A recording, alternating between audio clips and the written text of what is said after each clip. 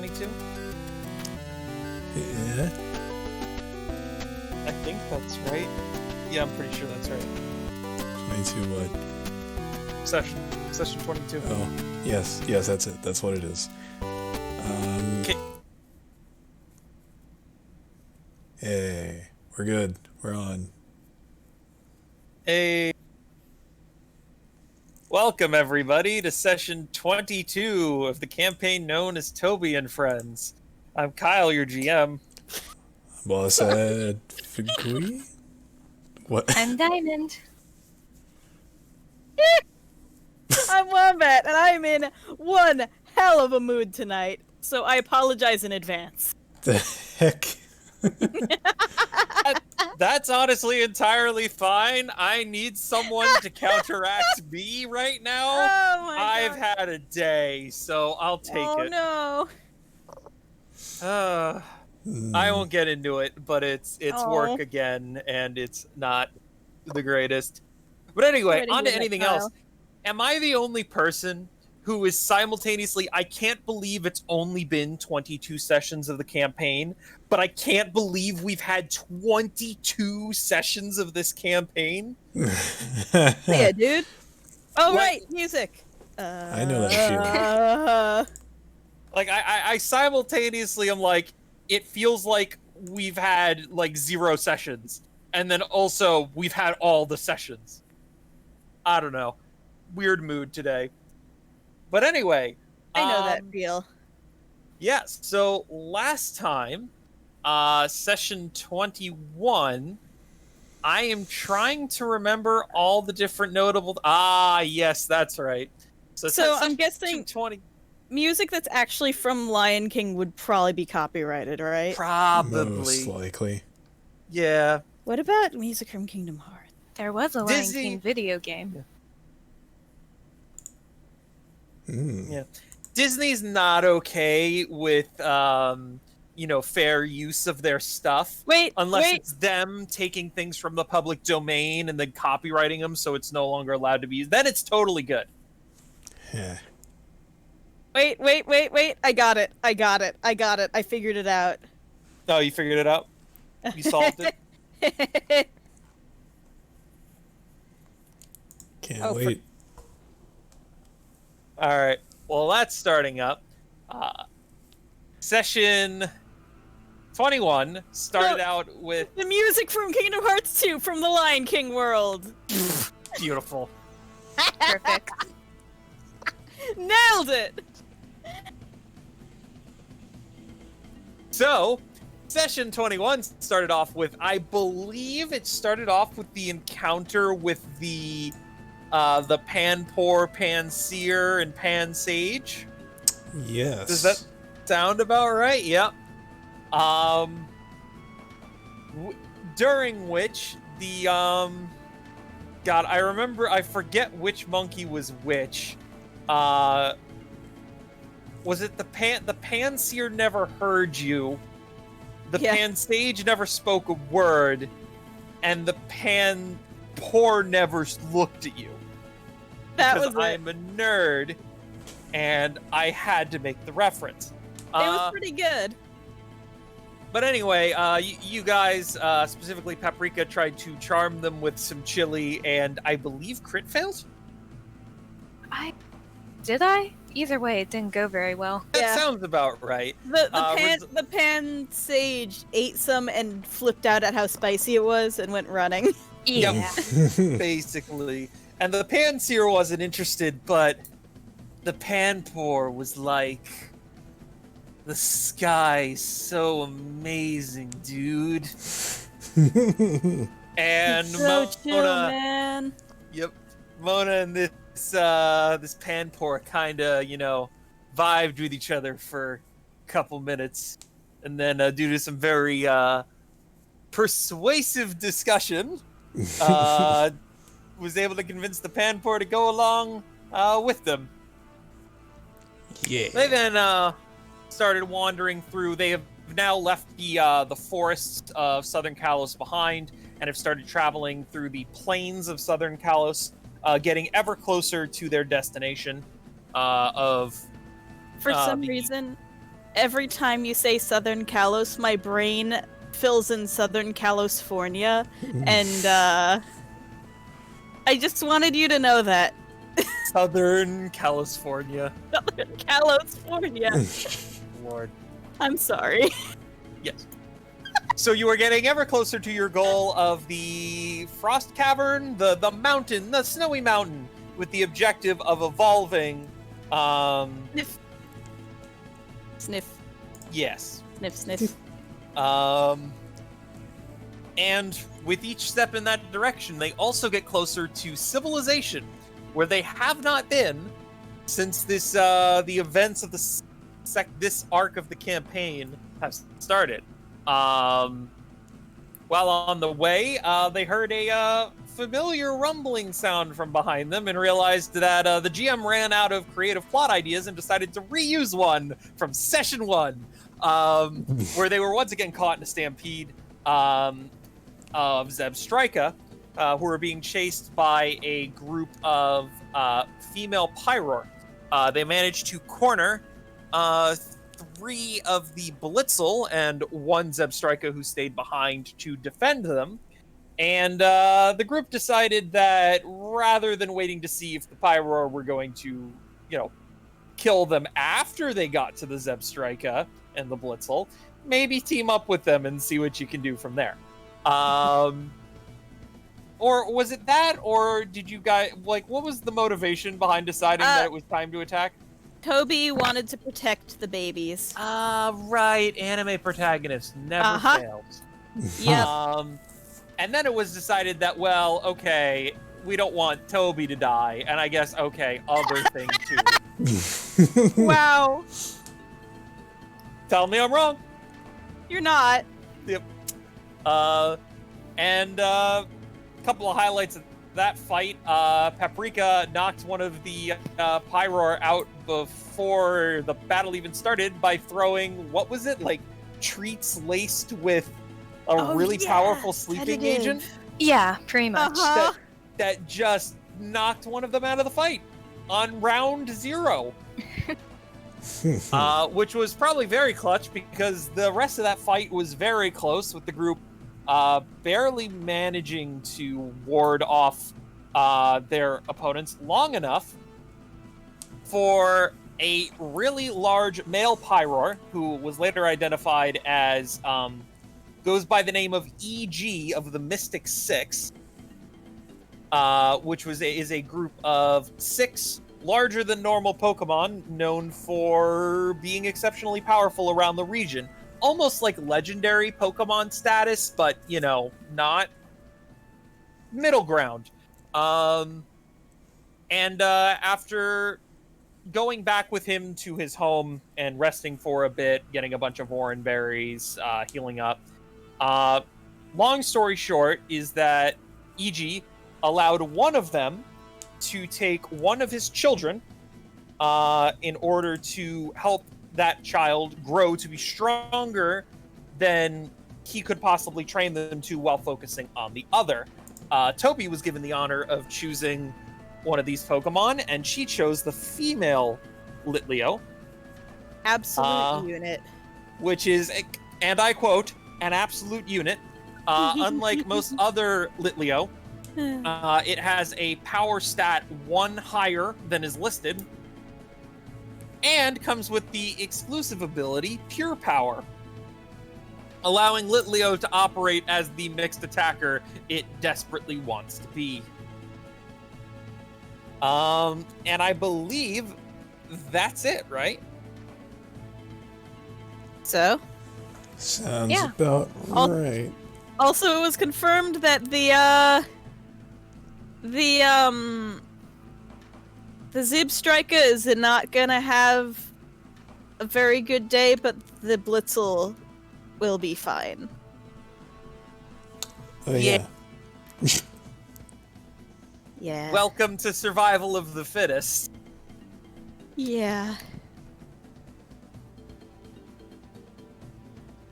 Which I don't think aligns with Toby's worldviews very well. I mean, Toby's so torn because on the one hand, she doesn't want to deprive the Pyroar of their their survival, they need to eat, and unfortunately, in order to eat, they need to hunt. But she also hates the thought of Pokemon getting eat. So she's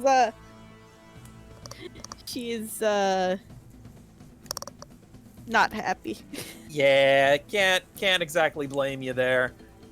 What's interesting enough is Diamond and I have actually had discussions about vegetarianism in the Pokemon world. Wow. And have established some stuff for this setting, albeit cool. it's not super important, but yeah, I think roughly, what was it? Roughly 25% of planet Earth are, real life are vegetarians or some form of vegetarian, and we bumped that up to like 35%. Yeah. Yeah. Because I feel like it was like we would probably all go vegetarian at the very least in a Pokemon world, because Pokemon in our minds have been given characterization. Yeah. And while that is still true in a Pokemon world where you've grown up and that's all that you've known, I imagine the effect is a lot less. Yeah. It makes sense. Mhm. Yeah. So, anyway, random tidbit of lore that I'm sure will never become relevant ever. Well, you guys should know there is meat in Paprika's curry.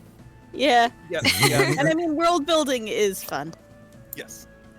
But anyway. Yeah, and Toby's a rich kid, so she's probably grown up eating all kinds of like delicacies and stuff. So it's like there's a little bit of a disconnect there, but Yeah, but there's a difference between seeing something in your plate was once an animal and seeing something get slaughtered before your eyes. There's a very big difference. it's true. Oh, hopefully they didn't make Toby like, oh, you want to watch? What? No, we haven't Instant reached vegetarian. Yeah. we haven't reached that point in the campaign yet. But anyway, on that note, are we ready to get started?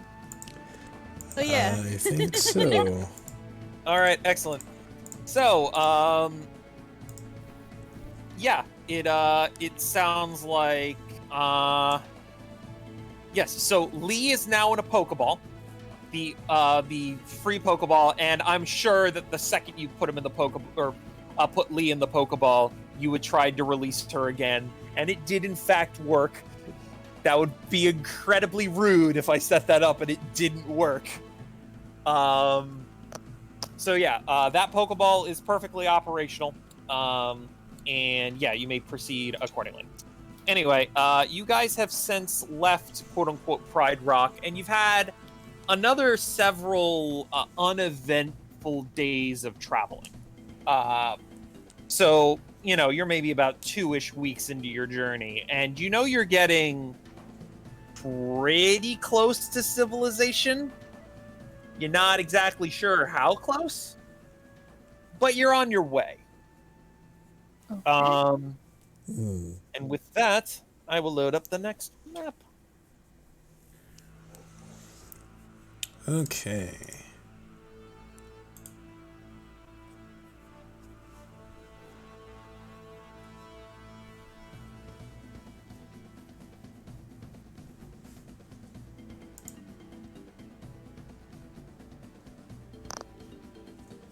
Oh no!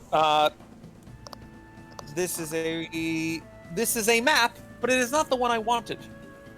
Rip.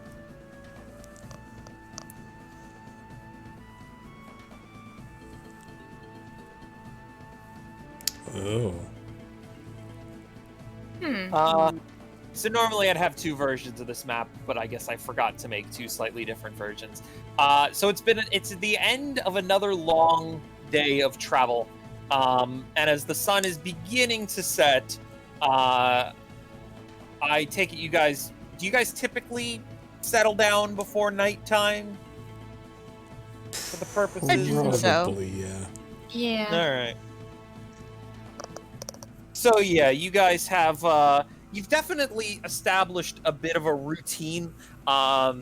about who does what, or maybe, it's out on a rotation. How do you guys typically prepare your campsite for the next for the night? Does anybody take on any particular tasks besides the obvious one? Do we have tents?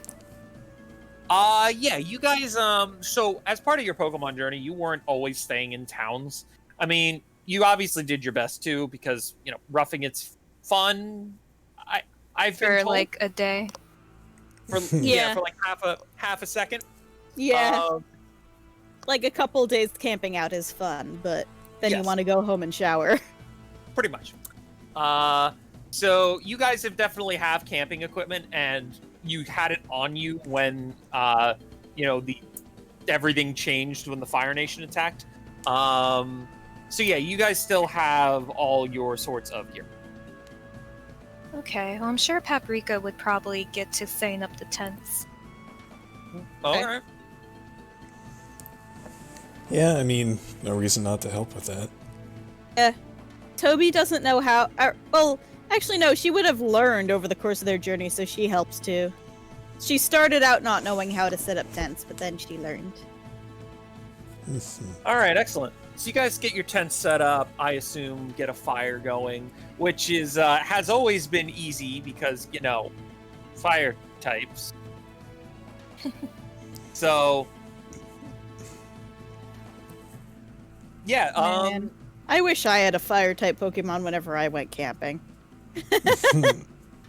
I was really about to correct you up until you finished that sentence. What? I thought you were gonna say, "Man, I really wish I had a fire type Pokemon," and I was gonna pause and just wait. No. I've gone camping IRL, and starting campfires is tricky business if you don't know what you're doing. I do, but it's still tricky. Yep. I believe that do all fire type Pokemon not have, or did they get rid of the fire starter capability? Or whatever it was. I mean, it wouldn't make sense for a fire type to not have fire starter. Yeah, well, that's Unless not- it's like a... for a ghost to not be able to go through walls, but look at poor Punkaboo. Oh. Feel like unless it's a baby that can't do fire yet. Yeah, I don't know. Maybe that was an artifact of one of the old systems. But anyway, yeah. All right. So you guys get settled in, get your tents set up, you get your firewood. I imagine start cooking something. Yeah. Probably. Cool. And what is it? Night mode? I think that's changed to like fog. Apparently, you kept night mode as a valid. Oh, yeah. Well, okay, yeah, that makes sense.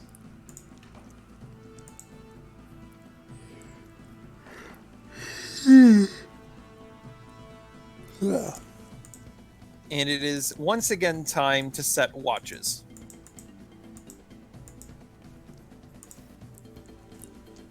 I was gonna make a synchronize our joke about a watches. wristwatch, but then I couldn't think of one. So instead, I'm explaining all of this in an unfunny way. Talking over the person who actually attempted to make a joke. Oh, you did? I'm sorry. Oh, I didn't hear that! I said we gotta synchronize our watches. Oh my god, that's a good one. That's better than what I said. That's way better than what I said. Yay! Yeah, Wombat, why do you even talk anyway? dang. Wow.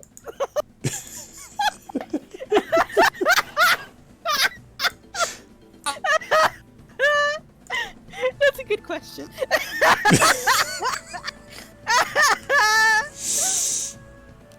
Holy shit. Savage. You know what? Blah, take a point of inspiration. Really? I mean, Sure, why not? Okay, I should insult people more often. Oh no. I mean, that is a thing in the comedy community, roasts. To be fair, Blah, I was almost gonna give you a point of no.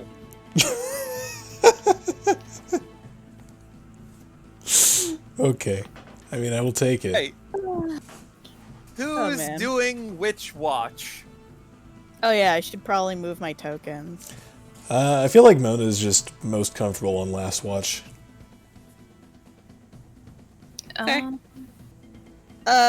Toby might take first watch so she doesn't have to, like, wake up in the middle of the night.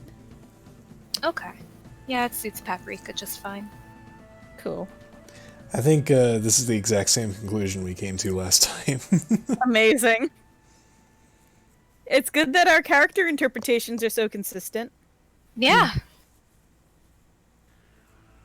Alright, so I did miss out on, I know that Mona's going last. Who's going Toby's- first? Toby. Got it. Toby. And what's on second? I don't know who's on third, and I don't even give a damn. Oh no, that's the shortstop. Oh my god, is anyone gonna get that? Does anyone even know Abbott and Costello anymore? Of course. Yay. Are they the same people that did what was it? 7 times 4 is 21 or something? I don't know. What? Do you know what there is a I don't even want to there is a phenomenal joke and I just cannot remember for the life of me. Wait, you can look for it and link it in the chat later. Yeah. Fun fact, I share a birthday with Bud Abbott, Oh. so that's cool. Also, Groucho Marx. Mm. Anyway. I But did it. Costello. It's Yeah. I'm sorry, it's 7 times 13 is 28. That's what it is. Wow. If you have never seen it before, it's hysterical, but I highly recommend it. Especially if you are somewhat knowledgeable in math, it'll drive you crazy. Oh boy. But anyway, Toby, Yes. what do you think I need from you? Hiya! That is 12. What's my wisdom anyway? It's -2. Okay, it's a 10. It's a 10. So it is pretty dark out, and you can't see much. But on the other hand, you also don't see or hear much. Your entire watch passes pretty uneventfully. What do you spend your time on your watch doing? She probably, like, is just, like, fidgeting, like, picks up a twig off the ground and, like, peels its bark off or something. Just, Yep. like, yeah, screwing around. Are either of your Pokemon out with you, awake, sleeping? Bismuth's probably asleep. I feel like Lee, being used to being, like, a wild Pokemon, is watching as well. Oh yeah, Lee is definitely more like. Aren't lions more nocturnal, or am I completely off base with that? I do not remember. I know that cats are like, I forget the term for it, but their active period is like twilight and dawn Oh yeah. rather than diurnal or nocturnal, but I don't remember. It's not diurnal. lion. That's not it. I forget if lions are like that as well, though. Regardless, Regardless. Litleo are perfectly comfortable being awake at night or not. So you're good. Yeah, 100%. And I imagine that you do some level of cuddling / petting. And Yeah. yeah, Lee is an absolute unit. There's not much, fluff. Aw. Toby does the petting anyway. Well, how does Lee react to that? To being pet? What do you think? Kyle?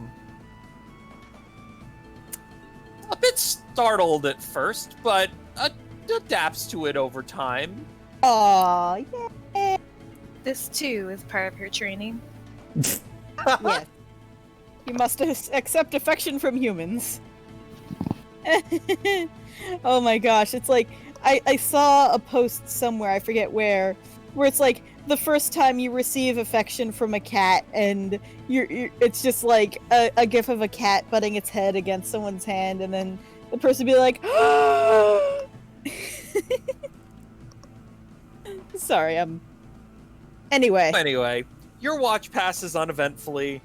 You familiarize yourself with Lee a bit more, and throw a couple twigs in the fire.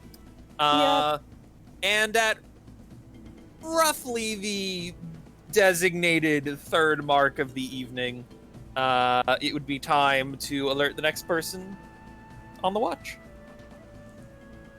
So I assume yeah, go for it. She rouses Paprika. Like, Paprika, alright, it's your turn now. Yeah, I know. Okay. Paprika drags herself out of her sleeping bag. Aww. Curiosity, do you guys only set up 2 tents? How big is one tent? Question. Because, I mean, depending on the size of a tent, you can easily fit 3 people in there, but... But then again, tents will say, like, up to 8 people, and it's a lie. Yeah, that's true. Yep, 100% correct. Maybe clowns, maybe.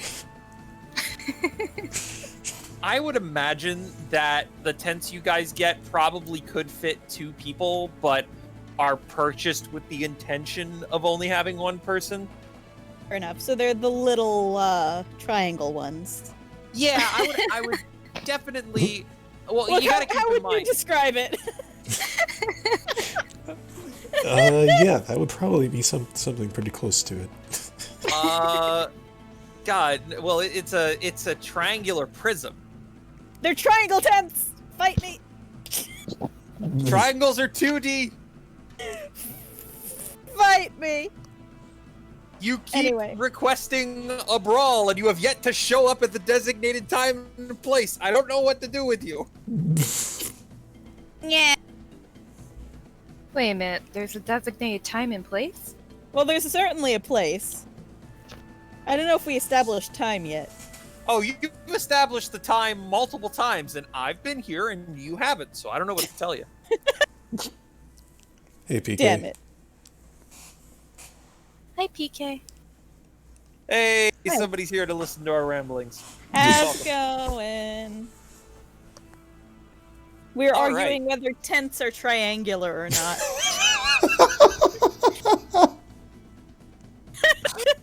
God dang it.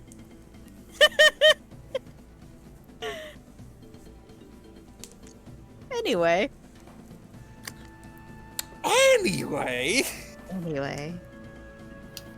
Happy early birthday, PK Lost. Happy birthday. Yes. But anyway, yes, Paprika, it is your turn for your watch. Please give me a roll and let me know what you're doing on your watch. Alright. Alright, that is a 19. And I feel like Paprika is just sitting there silently, not moving, just kind of staring. Occasionally petting Chili. Ah, there you go. Aw, the baby. Oh Yeah. yeah, that was another thing from last session. We got some info on how to cure Chili. Yeah, and apparently attempting to channel her is actually a good. Yes, I am sorry that the first time you ever tried to do it was in the one situation that where it was specifically impossible to do. Yeah. That wasn't my intention. I was always curious if it's like, you know what, I'm just gonna try channeling Chili just for fun. And then it was like, oh, well, blah, blah, blah, blah, blah, blah, blah. The first time you do it in freaking reverse mode. And I'm like, blah, you were so close. You were so close. Yeah, and now that you mention it, I feel like maybe even like during my watch, we might like try to arrange that. Okay. You can definitely try something like that. And again, it's been a couple days. We'll say for one reason or another you haven't tried it until now, but you know, like whatever. You get the point. Yeah. It was too cold. It was too warm. I don't know. Literally whatever reason you want to come up with. Stars weren't aligned. Stars aren't aligned. The stars are not aligned to this. That's a reference to something, and I don't remember what it is. It could even be something as simple as you being nervous about it. Yeah. That's Also, I think I know what a reference is. What it's a reference to, and I'm gonna post the GIF. It's the Road to El Dorado, right? That's what it is. Yup. Oh yeah, that movie. Wait, no, damn it! I don't have that GIF. I only have the both is good one. Both is good. Well, both gifts are good, so I don't know what to tell you. It's true. Anyway, Paprika, while you are on your watch, you do detect. You hear some movement on the outside of the camp. You don't hear it in like all directions, but like up to the north side of the camp. You do hear, you know, ruffling of branches, some sort of footsteps or something. Oh. Yeah. All right. On the bright side, this is less ominous than a single hooting owl. Yeah. On the not so bright side, maybe footsteps. Paprika's gonna approach. Oh boy. Be careful. Are you bringing any sort of auxiliary light source with you? I would hope that You know what? Paprika- I should have Lewis out. What's the problem with that?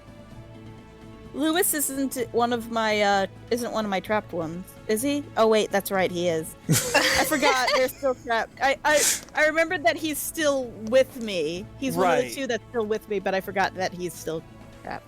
Yeah. Whoops. Sorry. Sorry. No, that's me derping out. Continue. I would just like to point out that one of my players just apologized for forgetting that I trapped one of their best friends in a Pokeball indefinitely. Maybe it's Stockholm Syndrome. Lord. Ooh, let's not get into that. That's a whole nother can of worms. But anyway, I interrupted you, Diamond. I'm sorry. Ooh. Oh, light source. Sure. Paprika will grab... I don't think she has a flashlight for whatever reason. So, I guess Paprika's gonna grab a branch, stick it in the fire, and carry a torch. Nice. I'll allow it. Okay. It's a very unwieldy torch, but it'll work. And as you proceed forward, you do start to see some eyes glowing in kind of in the distance. You only see like 2 pairs. But yeah. We are being watched. Alright, time to bug Mona again. Oh boy. She's good with this naturey stuff. Mona!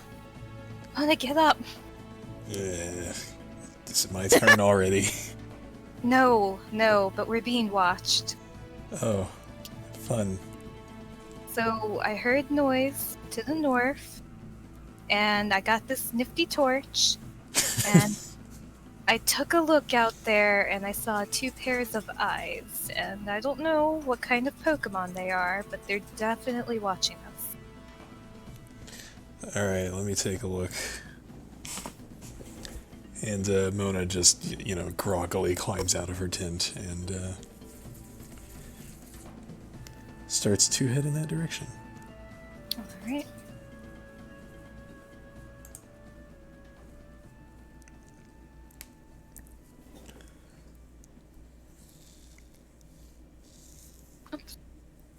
So, to the north, you said?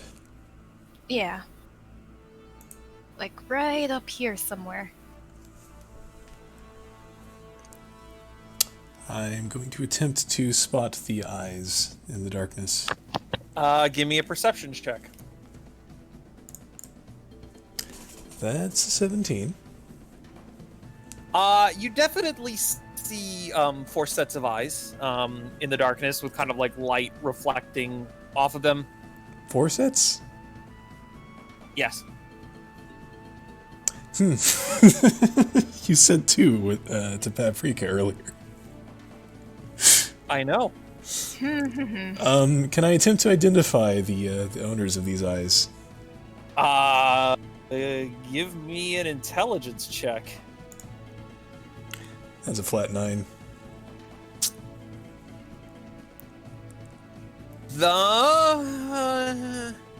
Well, they're not like super they're not super close to the ground. So you don't imagine they're from something like a rodent, unless, the rodent is hanging onto a branch or something, They're not at, like, the height of a Tyranitar, so you're not about to be mauled to death by, something standing on, like, hind legs, for example. Cool. Can you give me, like, a number? Like, how many feet off the ground? I can give you that. Give me a moment.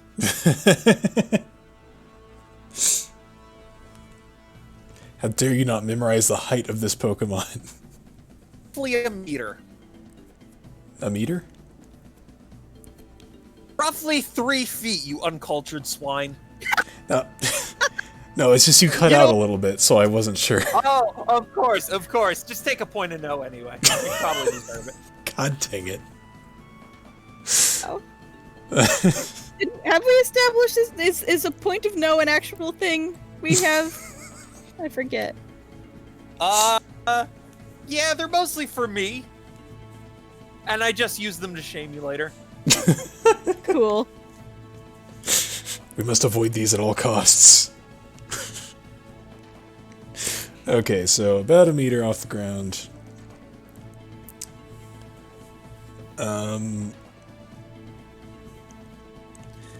Are they like... I don't know what I'm asking exactly, but... Do I sense any hostility in them? I don't know how I'd tell, but... Okay, so to be completely clear, and I'm not trying to be a jerk here, I'm just trying to... You're asking if your intelligence check helps you sense malice intent from the eyes that are roughly 3 feet off the ground. Okay, yeah. No, I'm just asking. Is that the intent here? I guess. I mean... You really can't tell. I mean, it's the sort of thing like Have you ever seen that video online, or you've seen videos of what it looks like to see a nocturnal creature's eyes kind of in very low light? I have not. They kind of have this glow. You guys know what I'm talking about, right? Someone? I think so. I think so. Yeah, I mean, it's like essentially the reflective part of the eye, you see, right? yes. It's Yeah. essentially that's what you're seeing from the get that. 5 sets of eyes in front of you. I get that from. But it's Didn't you just say 4 sets earlier? did You said I? 4 sets earlier. Maybe I did. I don't know. 5 sets of eyes in front of you. We definitely... get one additional set for each point of no. No. You definitely see them, but you can't exactly detect intent. But they are looking in your direction.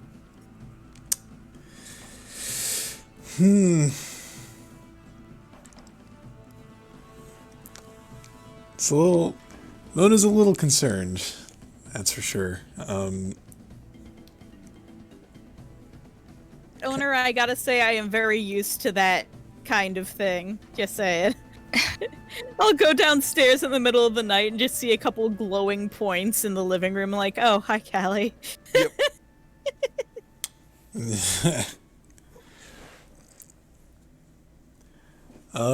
She kind of turns to Paprika and just kind of whispers, "What do you think we should do?" How many are there? Looks like 4. No, wait, 5? 5? I only saw 2 earlier. Oh, yeah, that's.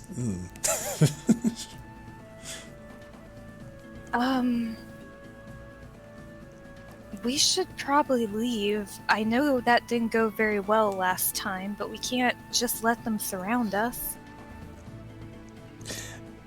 Are they surrounding us? Mona starts looking around. I don't know, but if we keep seeing more... So, to clarify, the location where Paprika saw 2 eyes, and then you saw 4, and then you saw 5, it's all on the north. It's not like a semicircle has formed. They're kind of all in a group. Okay. I guess I'm banning both of these. That was quick. Oh, boy. Well, this is going to be a fun next couple of minutes, I think. Most likely. Oh, God. Go wake up Toby. Alright, Mona, now... I feel like Blah made that character or comment out of character and it applied in character. Yeah. That's what I'm getting to. Anyway, yeah, Mona makes her way over to Toby. And starts to shake her awake. Psst, Toby.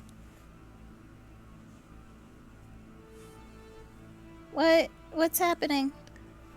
Is it morning? No, but we've got some eyes on us. What kind of eyes? A lot of them.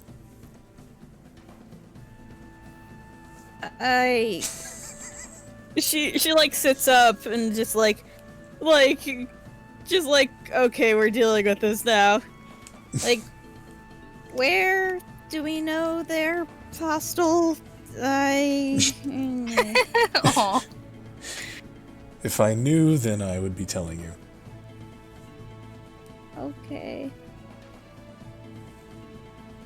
She sits up and gathers her stuff and kind of nudges her Pokemon awake. It's like, okay, where is this happening?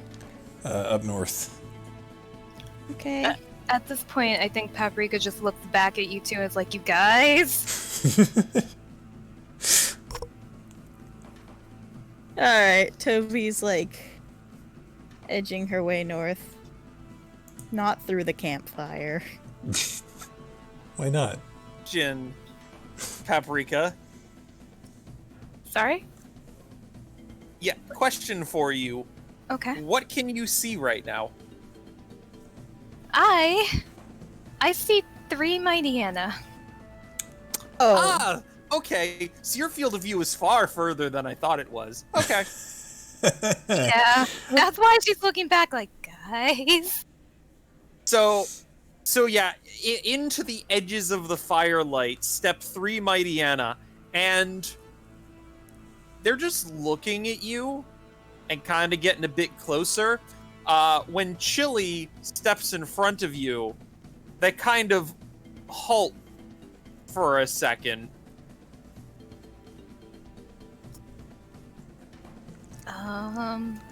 What's going on? Emona's making her way back towards Paprika. Well, they don't look immediately hostile. Oh, hello. Oh god.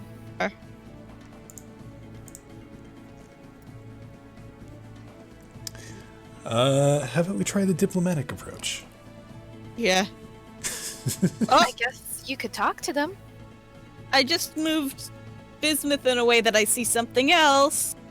I would appreciate if you don't talk about that. I'm not mentioning it. That's why Cool. I said something else and not what it was. Cool. Appreciate it. That's even Yeah. worse. Because now we know there's something, but we don't know what it is. That's normal. It'll be fine. Anyway, Mona tells Paprika, well, I can't directly talk to them unless I get right up next to them, so... Oh. I don't think you should do that. Yeah, probably not.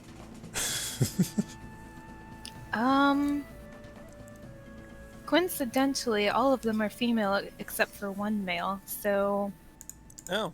we're not gonna charm our way out of this. I mean, how do you know? I'm relatively certain. What if I had Lee yell at them that her dad's gonna beat them up if they mess with us? Seems like a bad idea.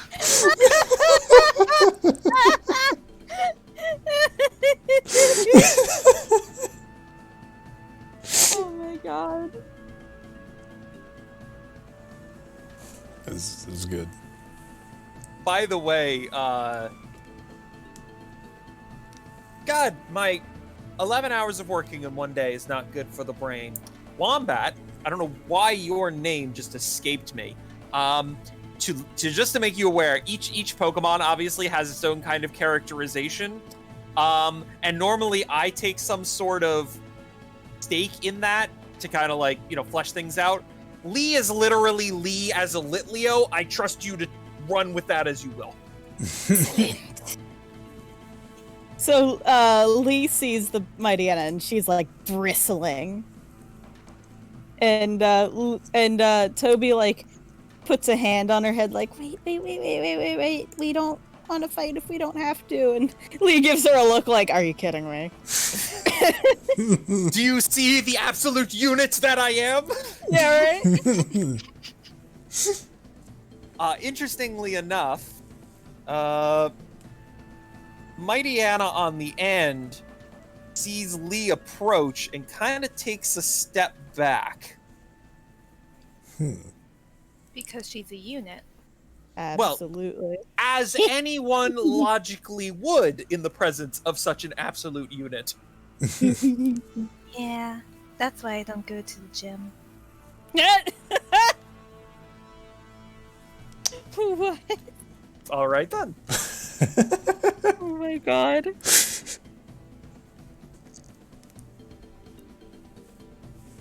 They still haven't gotten any closer. They're shifting a little bit and not like standing completely still, but they are just kind of watching you right now.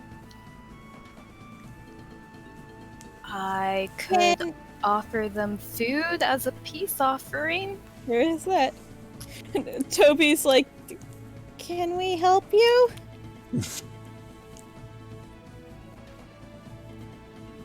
The Mighty Anna don't respond to this.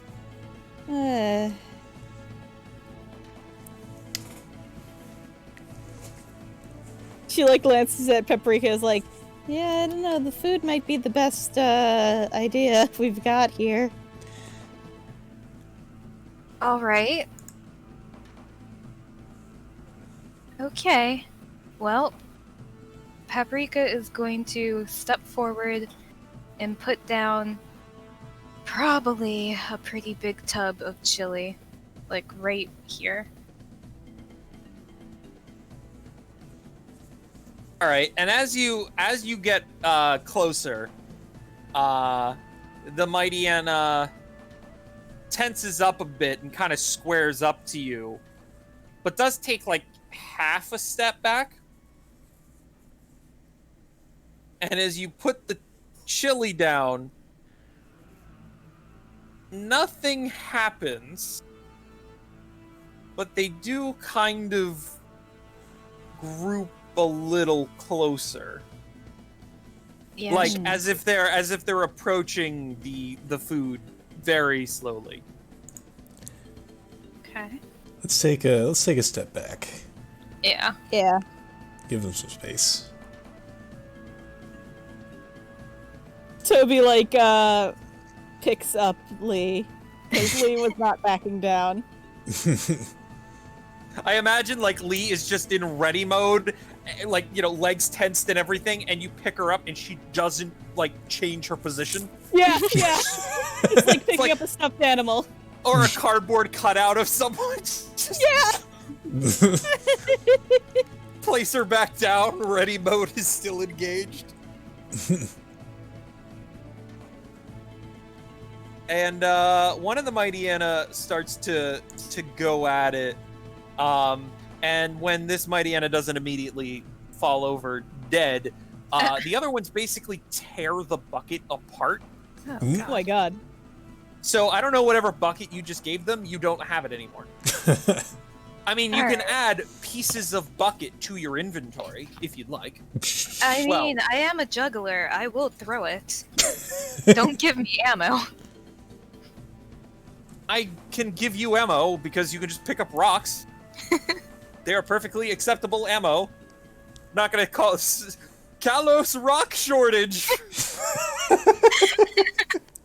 Oh my god. Don't throw that. That's one of the 12 rocks in all of Kalos. Oh, well, I mean, Oh yes, it's going to disappear as soon as you throw it. Consumable item. Oh my god. Yeah, so that in a matter of far quicker than you would ever conceive possible, you went from having a bucket full of chili to having a bunch of plastic scrap that once contained chili. alright. Well, I mean, it is, of course, going to be kind of hard to feed 5 full-grown Mighty Anna. Yeah. Yep, but they do seem relatively content with what you've done. Cool. Hey. Alright. Maybe we can leave in peace.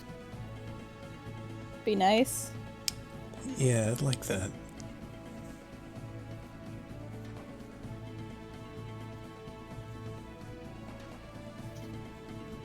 Well, let me Toby, like, feels kind of bad about leaving plastic in the woods, but she's not gonna go and clean it up at the moment.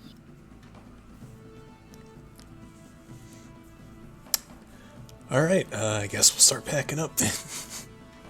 just be on our way. Yeah.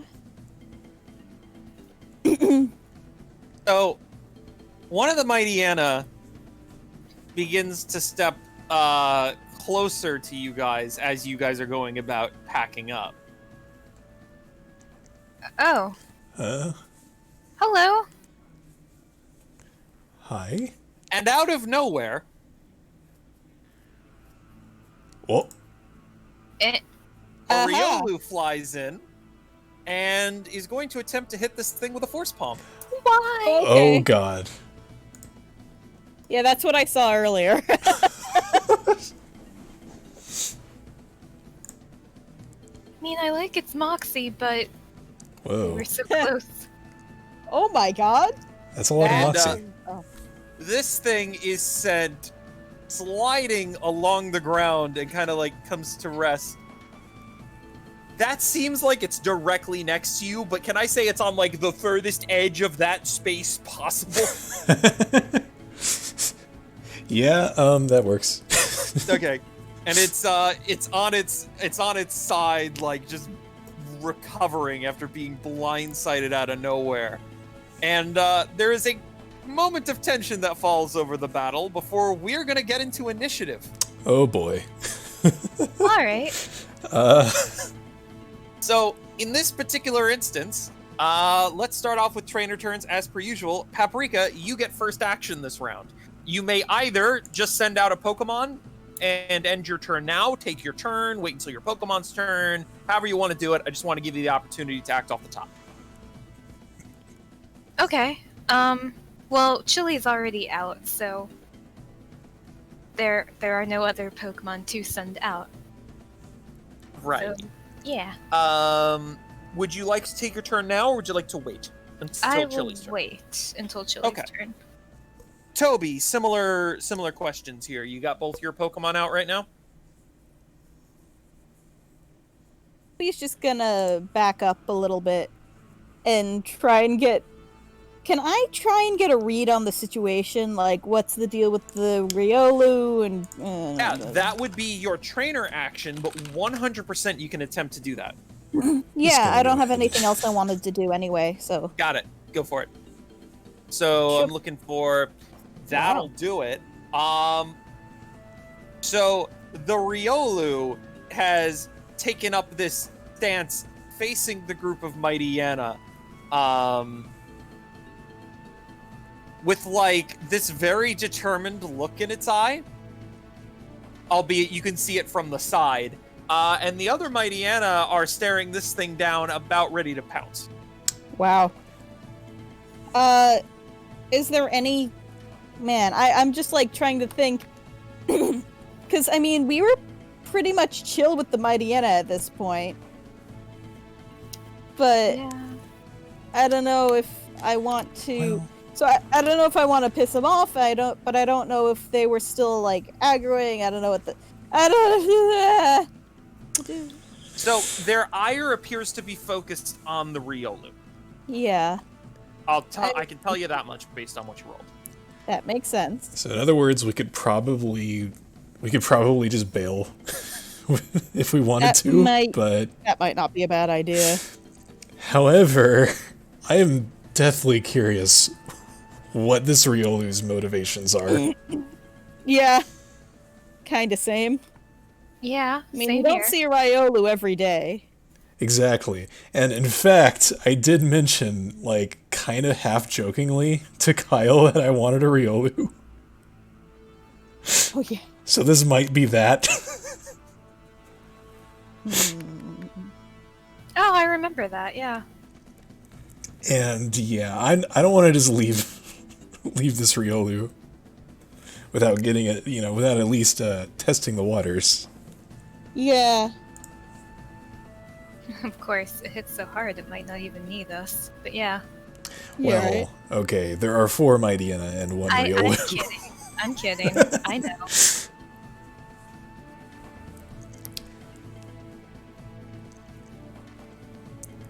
But yeah, I'm gonna say, like, Mona sees this Riolu come out of nowhere and just frickin' slam dunk the Mightyena, and she probably knows a little bit about Riolu, like, aura Pokemon and whatnot, and that, kind of matches with the Mystic theme a little bit. True. She's like, yeah, yeah, I like this. I like this thing's spirit. I don't want to see it go down to all these Mightyena. Very good. Paprika will look at her like she's crazy. Actually, that reminds me. Mona, I would like a I'd like a Constitution check. Okay. That's 23. All right. Maybe I should clarify. This doesn't actually change anything. What is your main Mystic stat? Yeah, Constitution. Constitution. Cool. I did get the right stat then. This thing's aura is more present than anything else you've ever got a reading on before. Ooh. You cannot believe you did not sense it until it was this close, but it is a pretty commanding, righteous presence. All right. So my gut was right.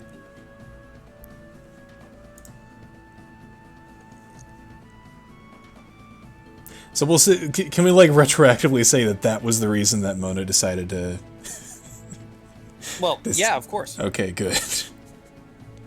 I was kind of talking out of my rear end for a second there. Wait. You use your mouth ever? Holy shit, Kyle, you're savage today. Well, okay, I'm not gonna say it.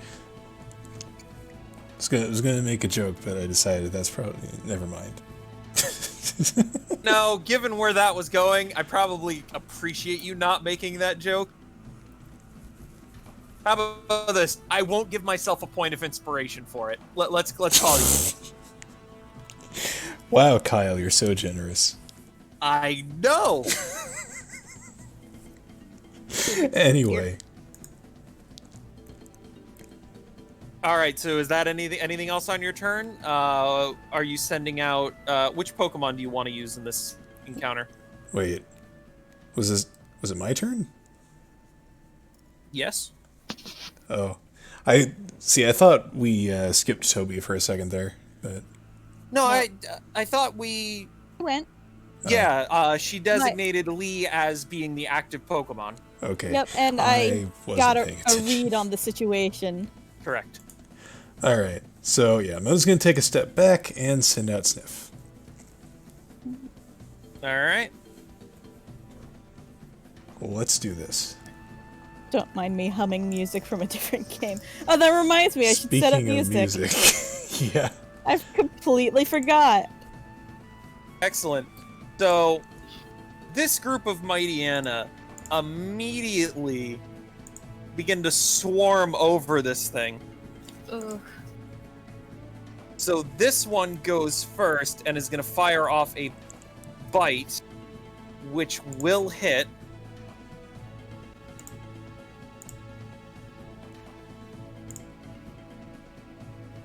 How do you use DN2 Gen? Oh boy.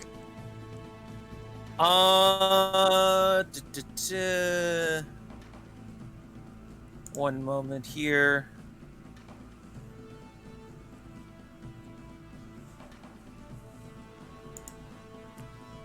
Let's see.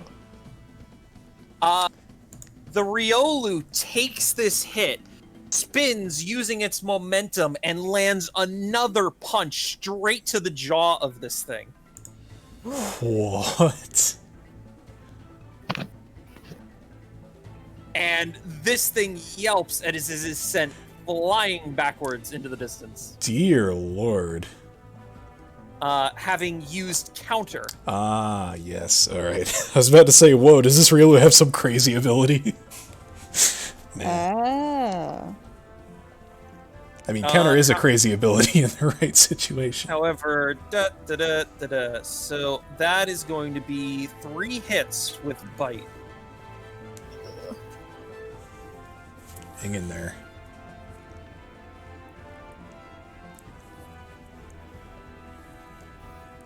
It's gonna be close.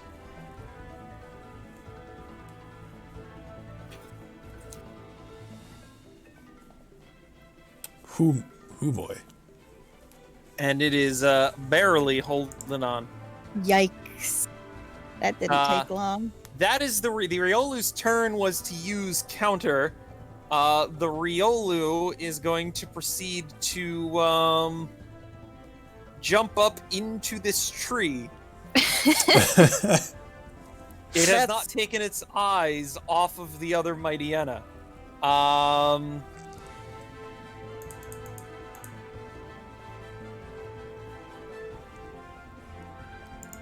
Oh my god. Wait, oh no, that's not how that works. Okay, anyway, so the other Mightyena that got caught by surprise is spending its turn flinching. But it is now recovered. However, it is Sniff, Chili, and Lee, all with a tie of 11 speed. I'm gonna defer because I have no idea what I want to do in this situation. Alright,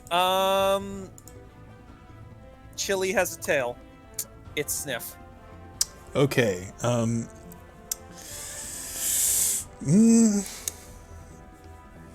this is gonna be a little bit risky.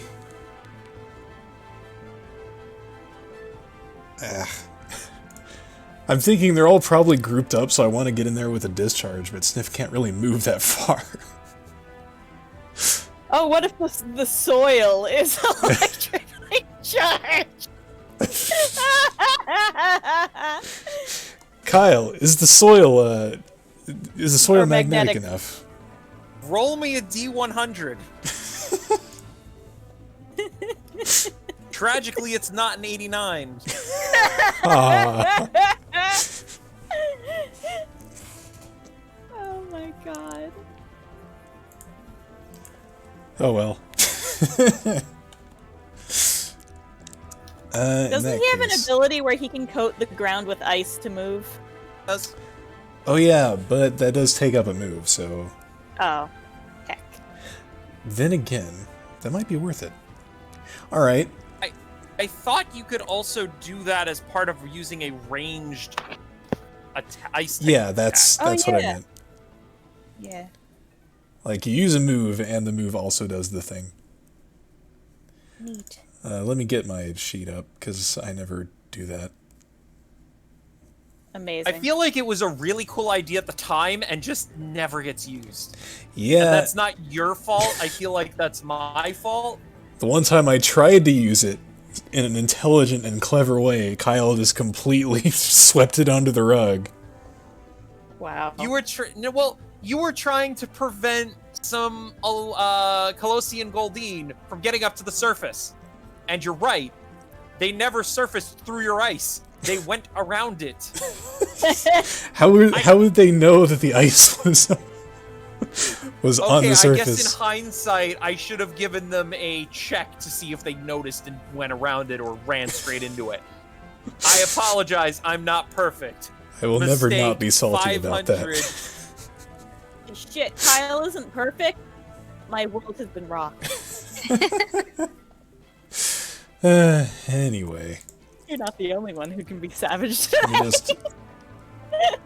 Love you, Kyle. Lord. So, here's a question. Ow, ow. Icicle Spear is a scatter move. If Yes. I wanted to use my "Do you want to build an ice rink," could I like make multiple targets and then have every single path coated in that ice? Yes, but I believe every single square you pick would cost a Yeah, hit point. Is that correct? yeah, 1 HP per space. I'm just saying, is that an option? Yeah. Yeah. And cool, it is good. I don't know if I'm gonna do that though. Instead, I'll do an icicle spear. I'll target Mighty N of 5, then 8, then 5, then 8, then 5. 5, then 8, then 5, then 8, then 5. Yeah, just alternating between the two.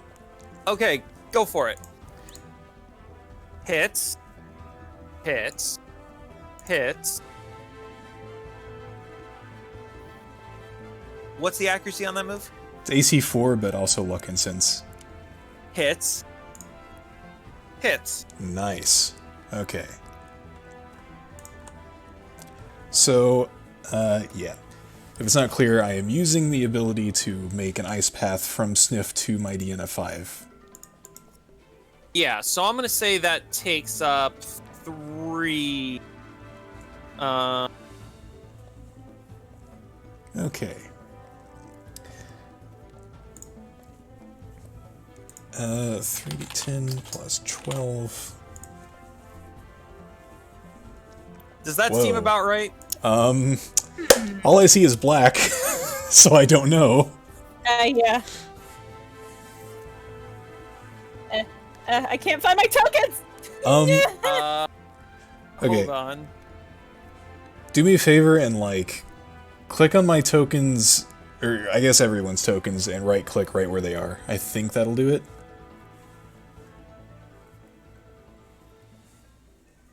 That also works. Okay. Yeah, I still have everything some- selected. Oh no! I found Mona very briefly there and we then go. lost her again.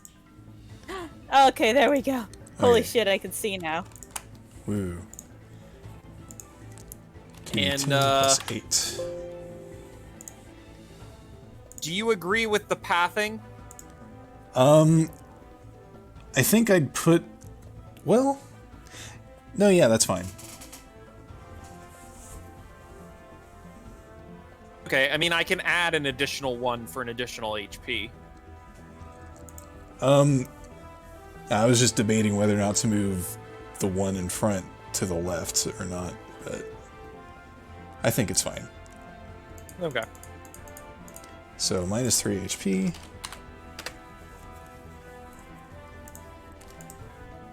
That And- meant nothing. That was not a bad round. Alright, that is my turn. All right. In that case, we're going to Chili. Okay. Well, I guess before Sniff gets over there, I better run over there. And Shadow Pokemon check. oh right. Oh well. All right. Scary place. Yeah, we're gonna do some Shadow Pokemon shenaniganery. Okay. So with that, I will require an additional roll. And with that, Kyle needs to actually open the table of effects that he made. Taking a page from my book, I see. You don't have a book to take a page from. You're That would right. require planning. It's an atlas.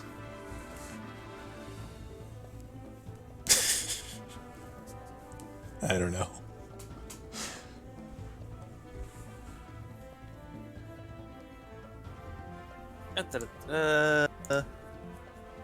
Chili's tired.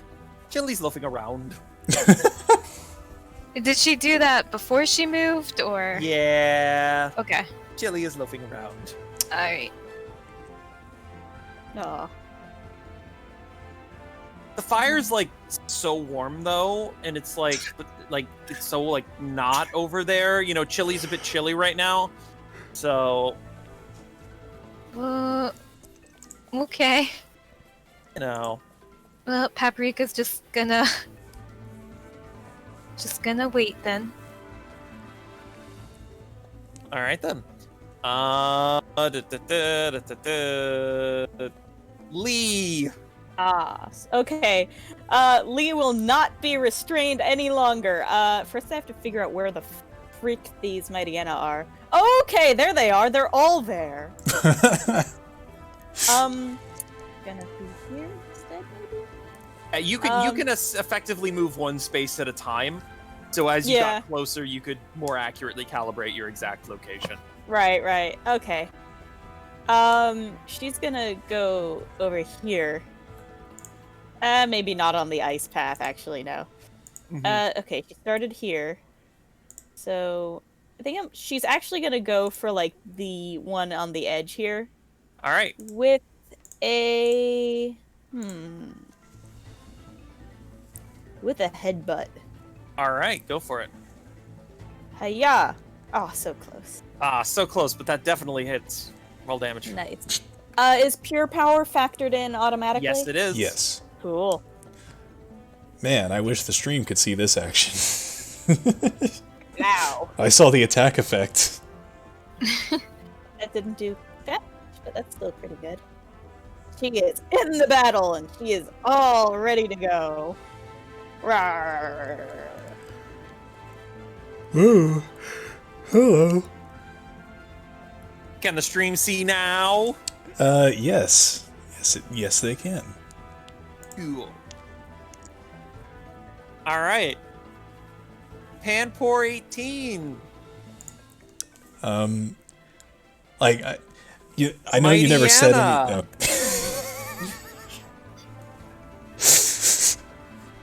I'm just gonna say you never explicitly told me that he was asleep, but, you know, I assumed... Oh, no, 100%. You assumed correct. Okay.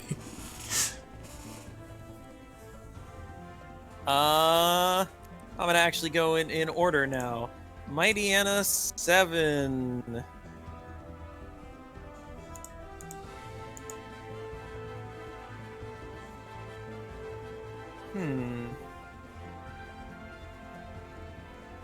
Mighty Anna 7 is gonna get its bearings and use Howl.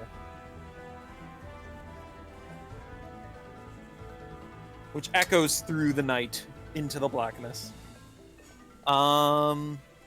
Mighty Anna 9.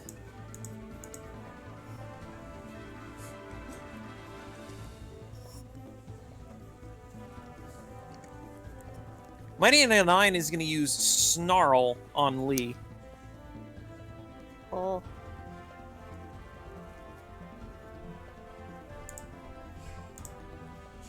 Oh. No, it's not. That's not how Snarl works. Oh, yeah.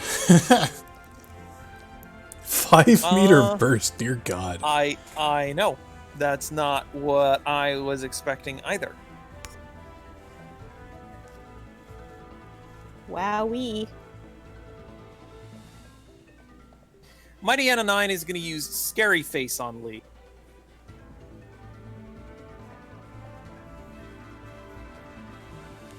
That'll hit.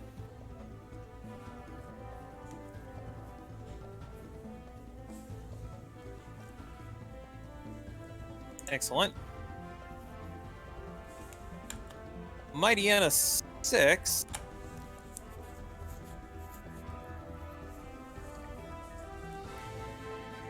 Is going to use Bite on Lee. Oh dear. No flinch. Ow. Oh, what the heck? Did it target itself with its own move?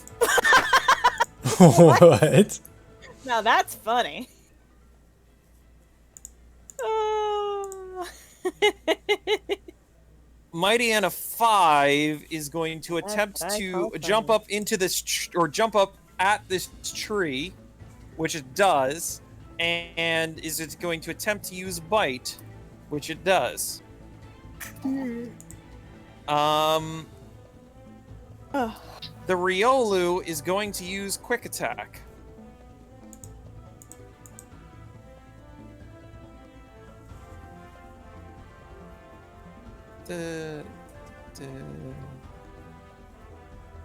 It targeted itself with its own attack again.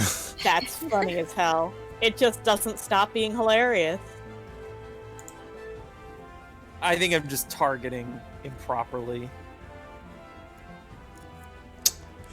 And with that, falls out of the tree.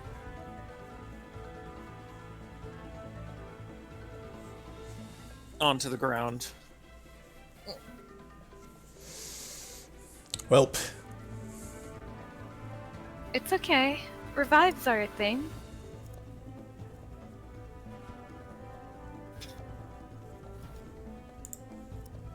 On the plus side, I can reach it with my movement now in one turn. The other, okay, yeah, that's that Mighty Anna. The Riolu is now unconscious. Now we've got a three-way tie. Chili is 1, Mighty Anna is 2, Sniff is 3, 4 is a reroll. Mighty Anna Yeah. is not going to take too kindly to being turned into a popsicle and is going to attempt to bite you. Bring it. Wow, gotta love all the 10s and 16s this combat.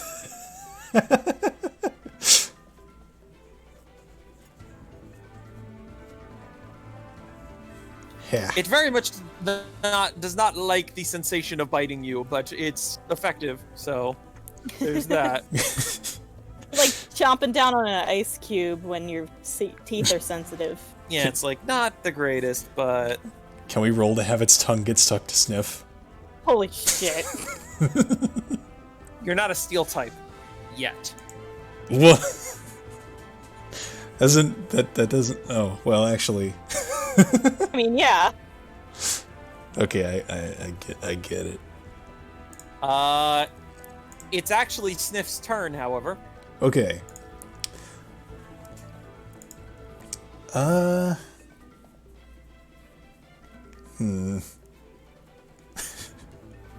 Chili is too close. To do what? Okay, so like, this would be the perfect spot for a discharge, but Chili. So I tried to move her. I'm sorry. She's loafing around. He is looking around. is she still loafing around? Like, if I defer, is there a chance that she can move? There is a chance that she can move. All right, I'll defer. What you can do, in this particular case, you can go to the spot and prepare to use a move. No, I'll let you defer. I'll let you defer. Chili, give me a d20. Okay.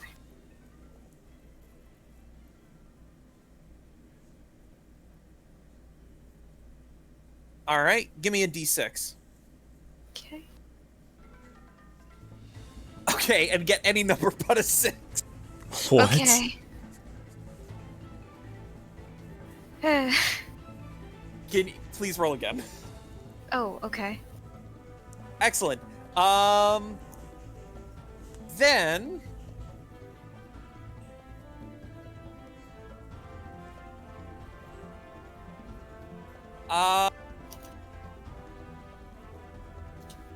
please roll another d6. It's like one of them paper fortune tellers. I'm sorry. I used to make those all the time. All right. Whatever you do this turn, you have to use Flame Burst on Mighty Anna 8. Okay. Huh. That thing looked at you funny while you were taking a nice, break because you were chilly, and you ain't gonna have none of that. Okay. I understand that. Outstanding. I can appreciate that. Let me see. Chili is going to move. She'll move over here and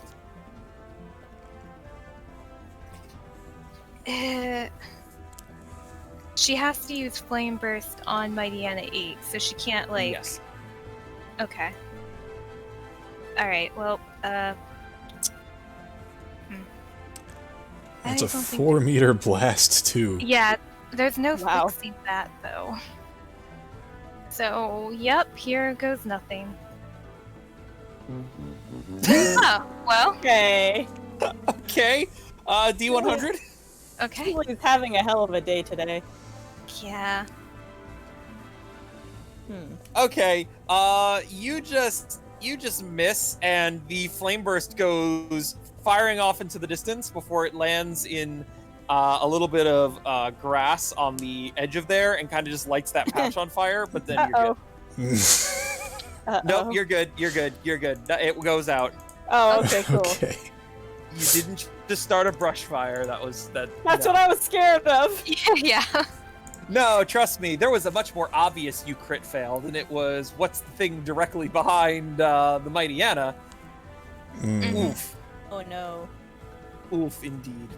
But yeah, that Mighty Anna is taunting you right now. It is showing you its rear end, and it doesn't matter that you wandered on behind it. It is clearly insulting you by turning its back to you. So, I love it. All right. Sniff, it's your turn.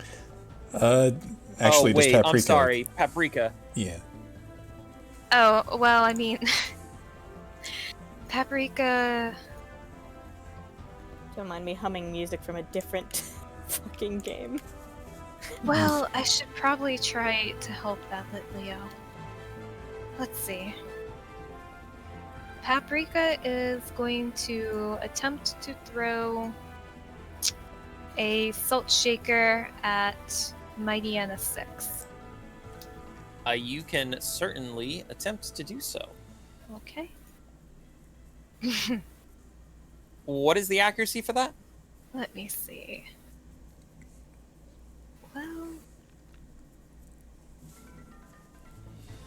Well, it doesn't actually say. I think it's weapon of choice, but unfortunately that will miss. Okay. Oh. The Mighty Anna at the last moment sees something incoming and just casually jumps out of the way. and looks down at it and is kind of confused. Paprika just shrugs. All right. Anything else you'd like to do? Nope.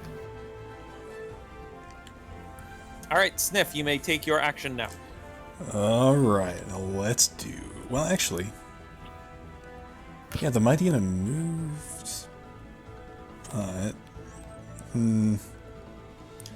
problem is that if I go here, I would also hit Lee and Chili. Yeah. So I'll just count my blessings here. Discharge. All right, so I'm going to request. Okay, I think the way to do this is an accuracy check for each target. Okay, more chances for Do me you to agree fail. with that? Actually, no. Yeah, I'm okay with this. Okay, so I feel like, because then if you roll a 20, everything's paralyzed. Right. Okay, I understand. So it's a more middle ground. So I will say just kind of say which one you're going for and roll, and we'll go from there. All right, just going by rows. So like 9, 6, 5, 8 is the order. 9, 6, 5, 8. Got it. I ended up paralyzing 3 of them anyway. All of them hit. 3 of them paralyzed. Also 3 15s. What the heck? Incredible. So can I roll the same damage for all of them, or? Yeah. Okay.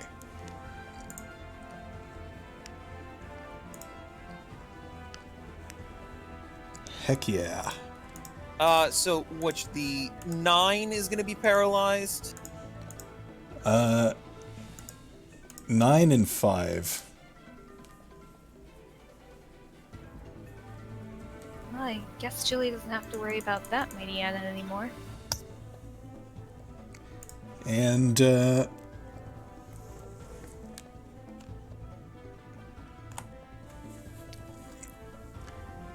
Mona, meanwhile, is going to sprint around the fire and use a revive on Ryulu.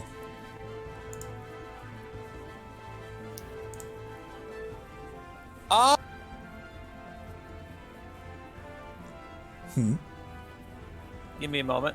Okay.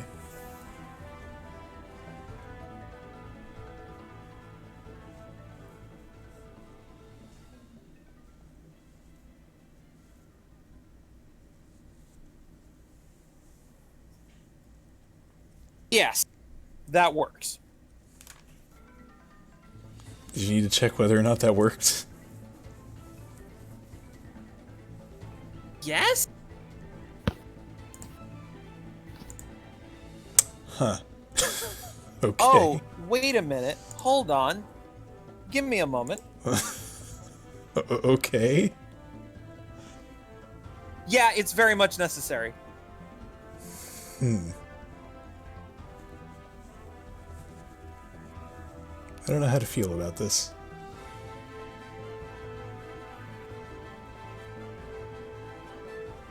Do get this weird, you run up to do it and you get this weird moment of hesitation and you're not sure why before you give it the revive. What HP does it now set at?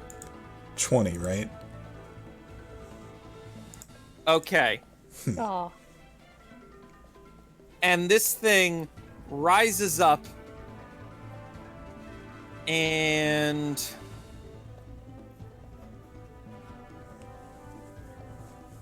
it technically took its turn this round, didn't it? Yes, it did. Right, the quick attack. All right, it's good, and it is staring down its opponent. Okay. Da, da, da, da, da.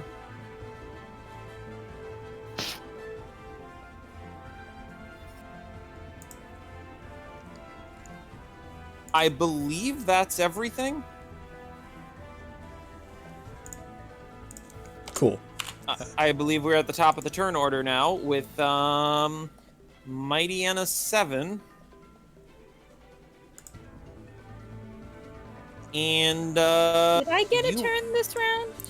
Did Oh my god, no, I got tricked by the Mighty Anna getting their speed changed. No, it is Lee's turn. I am so sorry. How dare. It's tricky. I Yeah, am no, that's sorry. fine. I'm poking fun at you. It's okay. Let's see.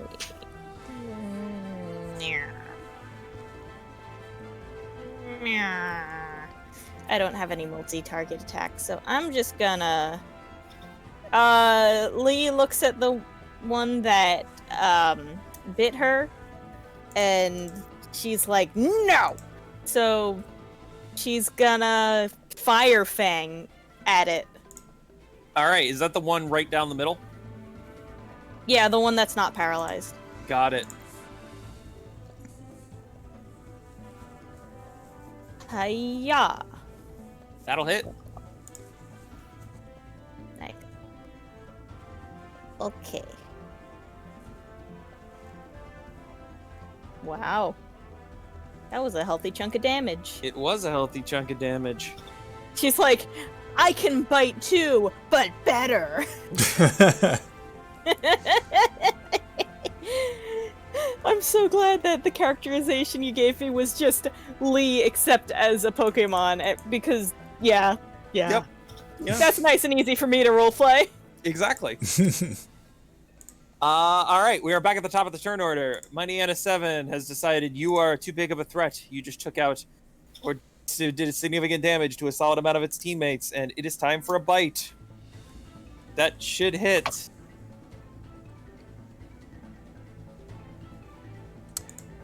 Ow. Did more than I expected. That was a lot of damage. Mighty Anna 6. It sees your bite and raises you a bite.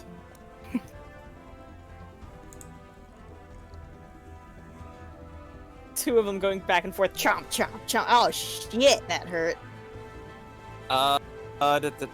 Chili and Sniff. It is Chili. All right.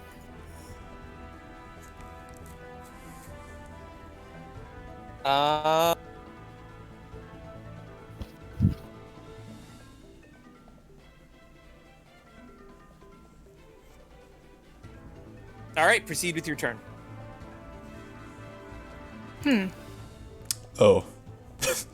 Okay. All right. Well, let's see. Chili is going to. Make a confusion check? Shadow check. Yeah. No, I made the shadow check, but. Yep. You're cured of confusion. It's like the second time this has happened. That is exactly the second time this has happened. Chili's going to. What even? I guess we better try and help out Lee. He's not doing so hot. I guess. Wow.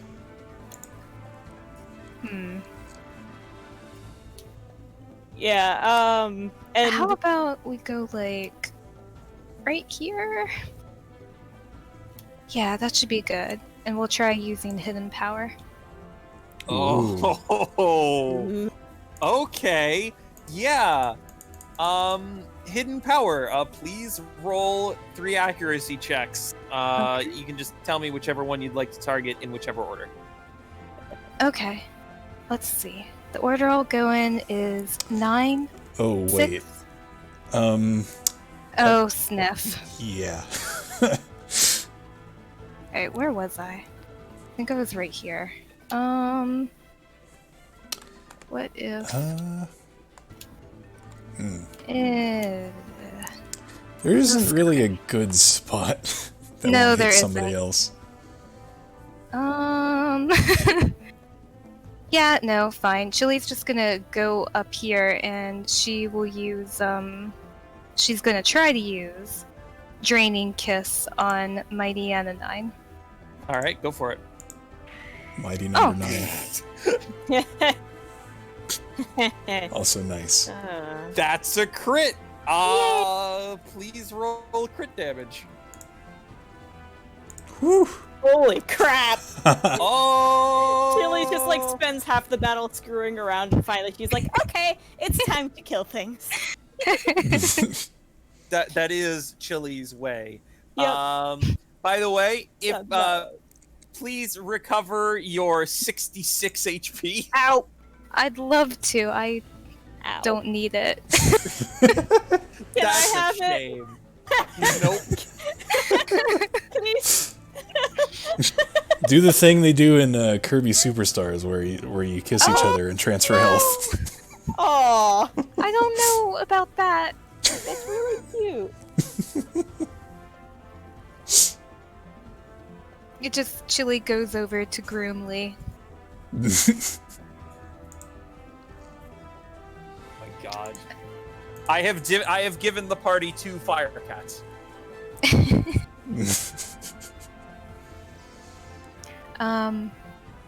Let me see. Anything Paprika wants to do. Not without potentially getting mauled. So I think I'm good. So I believe that. No, Sniff, you haven't acted this round yet, have you? I guess I haven't. I don't believe so. Yeah, you're good. Oh, hold on. I missed the Riolu's turn. Oh. Yes, I am good at game. so very good, So very good. much good. This Riolu is gonna jump right out into the middle and attempt to punch the Mighty Anna 6. Hey, take a little pressure off. Actually, take a lot of pressure off. Nice. Woo. Excellent. All right. And is going to tap the paralyzed Mighty Anna on the hind leg. Just tap. Literally saying, fight me. Pretty much. Okay. So now we go to Sniff. All right.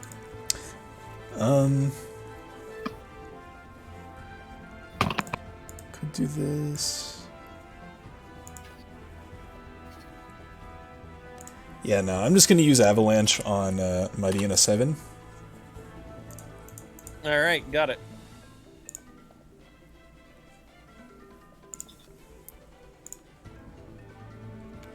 And I assume that hits. Yeah. Okay.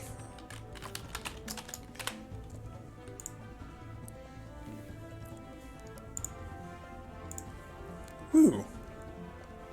This All right. Excellent. Anything else you'd like to do?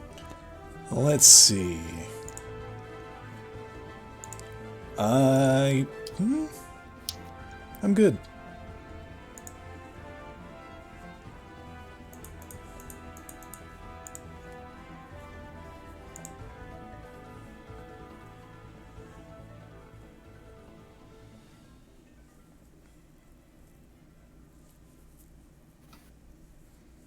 So, Lee?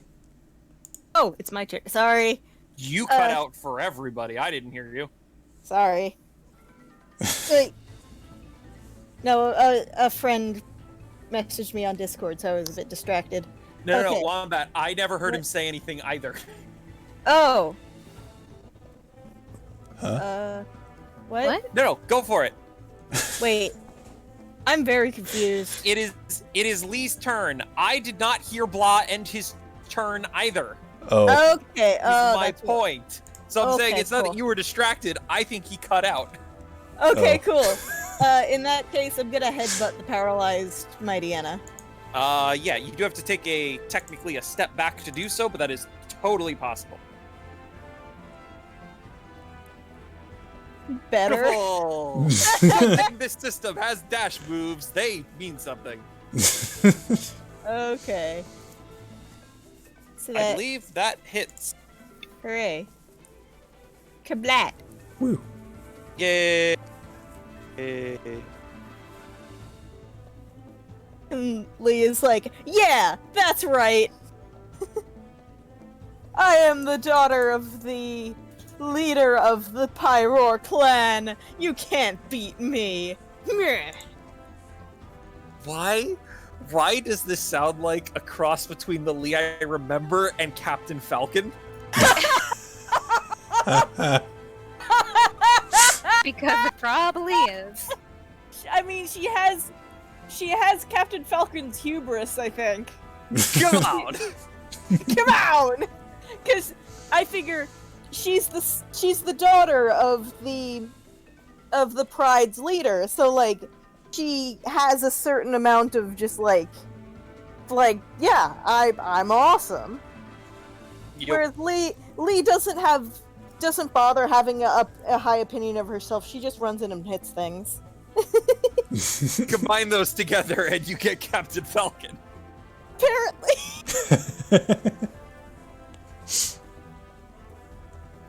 Right, excellent.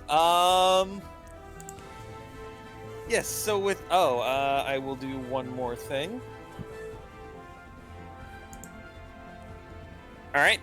So yeah, as the battle settles down, the Riolu relaxes a bit and kind of like looks over all of you. Perception checks. Yeah. Toby doesn't know this shit. So, Paprika, you've got a pretty good handle on what's going on here, but Blah, your aura is like, or your ability to manipulate aura, you're like synced with this thing. So you get like the play-by-play as to what it's thinking. And it looks at Lee kind of for a moment, nods approvingly, looks at Chili, kind of takes a startled step back and keeps one eye on Chili the entire time. That sounds about right. Oh. Looks at Sniff, and you almost feel like the temperature drop a couple degrees. Oh my gosh. Like, not approving at all. Aww. Oh. Looks to Paprika, and Hold the on, I'm looking for the disappointment lightens slightly, but it's still present. Looks at you. Really give much of a reaction either way.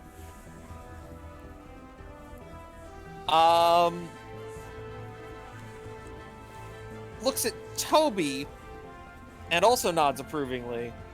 And Toby grins delightedly at that. looks at Bismuth and kind of just shrugs.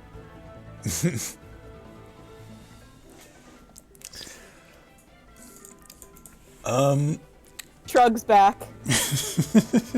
Like. I'd oh.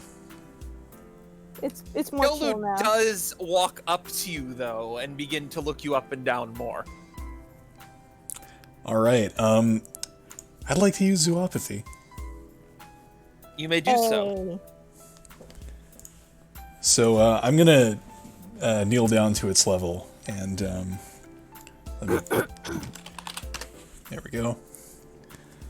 I'm gonna say, "Holy crap! That was really awesome." Heh, already kneeling before me. You're smarter than you look. Whoa! Good. He's an asshole.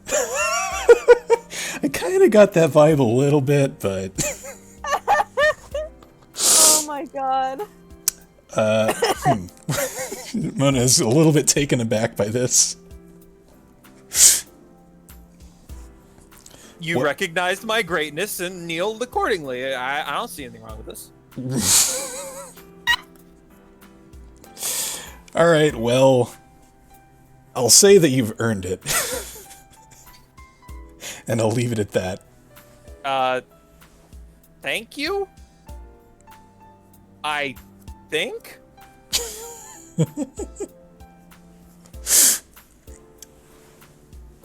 So, can I ask why you decided to attack the mighty Inna out of nowhere? I did not want the situation to get out of hand. It dared to approach those I deemed innocent souls, and thus they must be punished with righteous fury. Oh my goodness. Holy shit. Oh, he's a tool. I love him. Oh no! Oh heck. You can have him, Mona.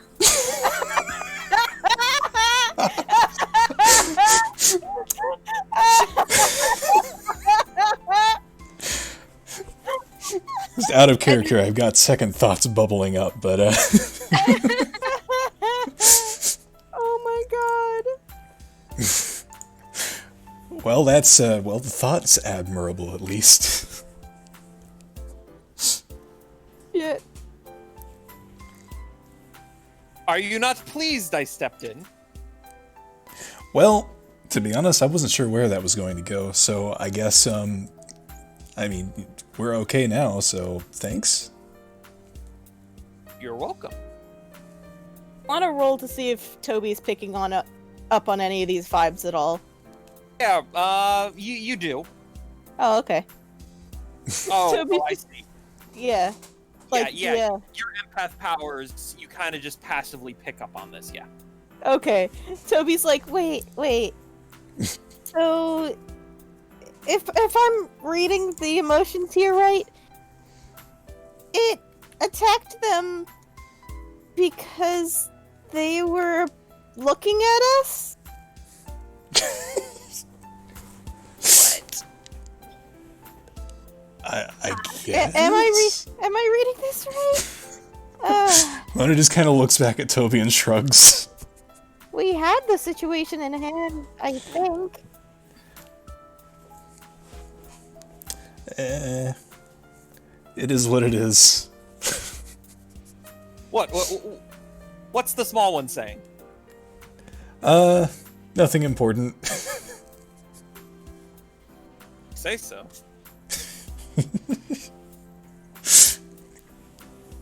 So, so do you, like, live around here, or? Yes. I am Riolu, defender of the plains. All who sin here must answer to me. I know Paprika can't feel it, but I feel like she could feel it by now. Yep. He's just 100%. Toby is face palming so hard. Oh god. Oh my god. Questions for you. What is with the vile energy from that one, pointing to Chili? And why is that one, pointing to Sniff, so undisciplined?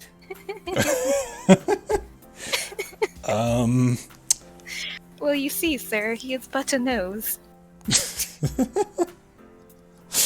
Okay, in response to your questions, one, we're working on it, and two, how dare you, Sniff is my boy. Oh, so he's your fault. Wait, that's not what I meant.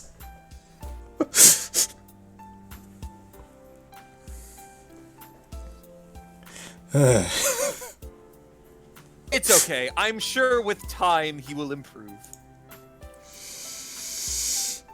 Yeah, that is generally how things go, yeah. I'm glad you see things my way. Mona kind of turns to the others and, can she control whether or not she's speaking in the Riolu's language? Like, Yes. okay. she says Speaking to in the Riolu language, does she just sound like Riolu, Riolu, Riolu, Riolu, Riolu? I'm gonna say it's something less cartoony than that, but I did warn you guys at the start. I'm in one hell of a mood today. I don't know why. Woo. Maybe it's the ice cream I ate earlier. but you're now speaking in human speak. English. Yes. Okay, so on the plus side, he's strong and he's cool, but on the opposite side, well, okay, He's a tool. yes. Oh my god. Oh my god. And he does not like Sniff. So that's kind of, you know, pushing me to the other side of the fence. But I want to know what you guys think. Well, I mean, it's hard to have a partner if you don't get along with them. But, I don't know. It's up to you. Um, Yeah, I don't know. She just kind of like she just kind of like edges around the situation and goes to Lee and starts petting her. I'm actually gonna use use of light healing power on her actually, Yeah, go for it. and I have to look up how to do that again because I forgot. The Riolu stares at you for a moment and goes, "Wait a minute, you understand me? What?" Yes, that is because I'm a mystic. Is that have something to do with your ability to manipulate aura? And he kind of like puts both his palms up and kind of like flares into. Okay, to everybody else, it doesn't look like anything, but you can see his aura kind of flare for a moment.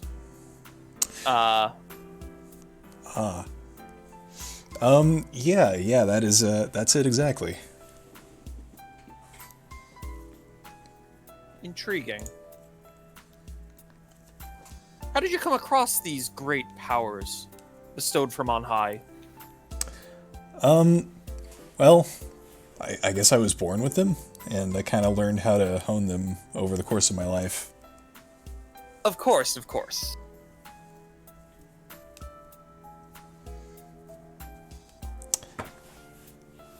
I've decided. You've decided?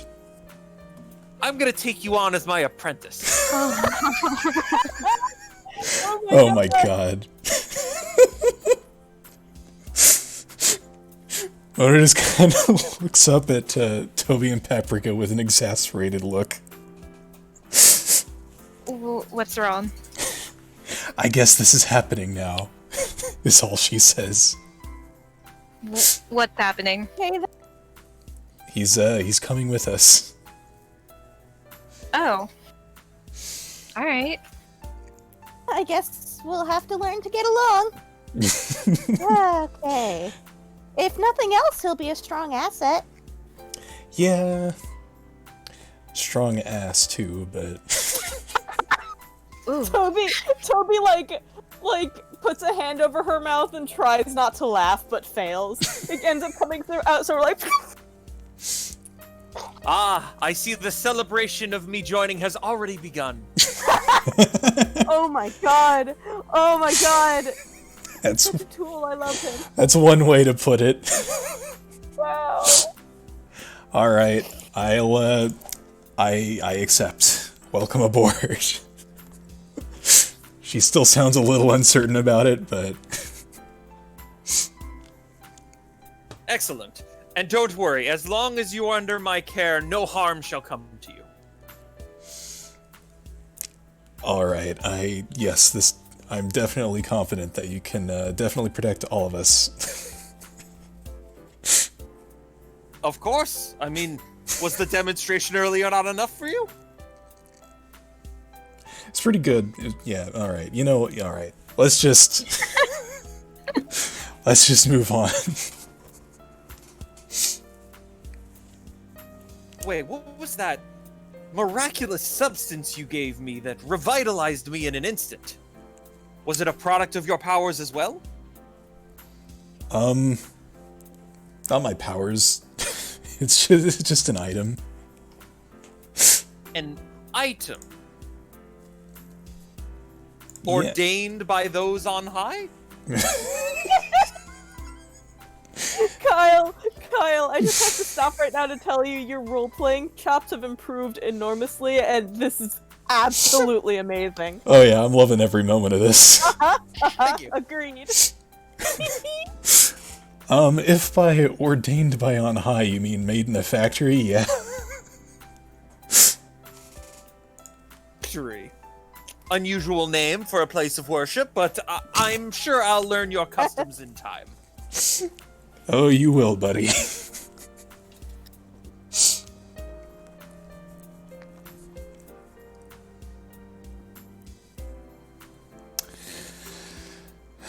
Anyway. Mona returns Sniff. So, I have a silly question. Are Yes. your tents color coordinated? They should be. Just because you said probably that. are. Yeah. Now, what colors though? Are they like the Powerpuff Girl colors we decided on, or are they Oh my like? God. I mean, Paprika would have a pink tent. That's fine. Excellent. So they're Powerpuff Girls colors. Perfect. So Toby's is blue. I don't know, does green clash with purple? They're not complementary colors, so not as much. Depends on the shade. Yeah. Yeah, probably a darker green then. So the Riolu walks over and says, "Ah, so this is where I'll be sleeping. Well, I am awfully tired after that bout. If you excuse me, I'll be going to sleep now." And goes inside the tent. My tent? Yes, your tent. Alright then. I wonder if you're gonna be able to convince him to go into the ball. That might be a whole other ordeal, but, let's save that for tomorrow, huh? Mm-hmm. All right. Is that it for you guys? Are just gonna return to normal pace now? Yeah, I guess so. I think so. Yeah. All right. So excellent. So I believe, Mona, you probably just take over the watch at this point. Yeah. Given that you will both, one, it's your turn, and two, you don't really have a place to return to anyway. If you peek into the tent, the Riolu has commandeered your sleeping bag and turned it into, like, folded it over onto itself, so it's essentially like the Pokemon version of a king-size bed, Adorable. Oh my god. and is lounging upon it, and even in sleep, he seems a bit pompous.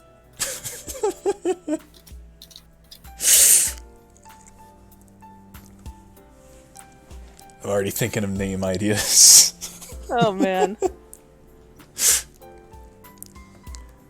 What do you guys think about Arthur? Ooh. It's a good choice. Nice. Heck yeah. Also, by the way, points to PK Lost, who immediately, within like 5 seconds of meeting this guy, immediately identified one of the inspirations for his character. Oh. It's a paladin. Oh. Okay. Now, it's not the only inspiration, but I definitely thought that. Fantastic. So he's the lawful stupid variety then. Kinda, yeah. Great. So, before we begin the next day, I still kind of wanted to try the whole channeling chili thing. Oh, Right. Okay. Please. for sure. Please try it. Yes. Okay, So- so Everybody else settles down, or how exactly is this working now? I guess we like sit by the fire, you know, kind of like, you know, face to face, or as face to face as it gets, and Going to try to sync up with Chili. All right.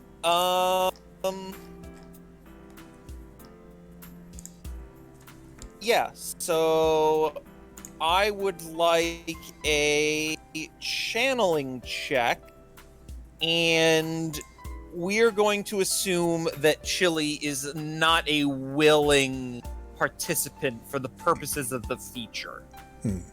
If that makes sense. Okay. So it's not like you don't get your friend bonuses or anything like that. Right. For this specific attempt, or for these specific attempts. I don't know if I would have gotten one anyway because I don't own Chili, but... Right, I just wasn't sure. Yeah. Fair. Anyway. That, let's see. Subtract my con stat.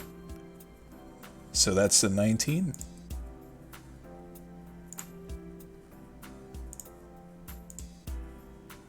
How exactly does a channeling check work? It's basically a capture roll.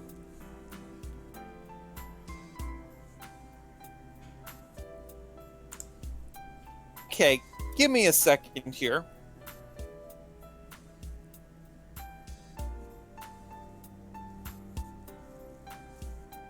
Seems to be more fair. A capture roll at full health is stupid difficult. No, I think half health makes more sense. And yes, that succeeds. Oh, okay, Nice. cool. So give me a... I'm gonna call it an aura check. Alright. Is that just a d20? Yeah, it's gonna be a d20, but it adds your con modifier. Okay. 21. Yeah, so Chili kinda looks back at Paprika, who has ushered you in her into your lap, and's like, really? I have to? Fine. And crawls up into your lap and proceeds to kind of just go to sleep. And your channeling goes off without a hitch. You kind of descend through your various methods of preparation until you're ready to go, and it executes flawlessly. And similar to the first time you channeled Chili, you get some backlash. It's more mentally strenuous than a normal channeling, which is just like kind of a bit of upfront work and then stops. Because once it's completed, you're constantly struggling against trying to be actively pushed out. Wow. But as you continue to wage your way in and kind of, for lack of a better term, like disperse some of what's preventing you from getting closer and work your way in deeper, and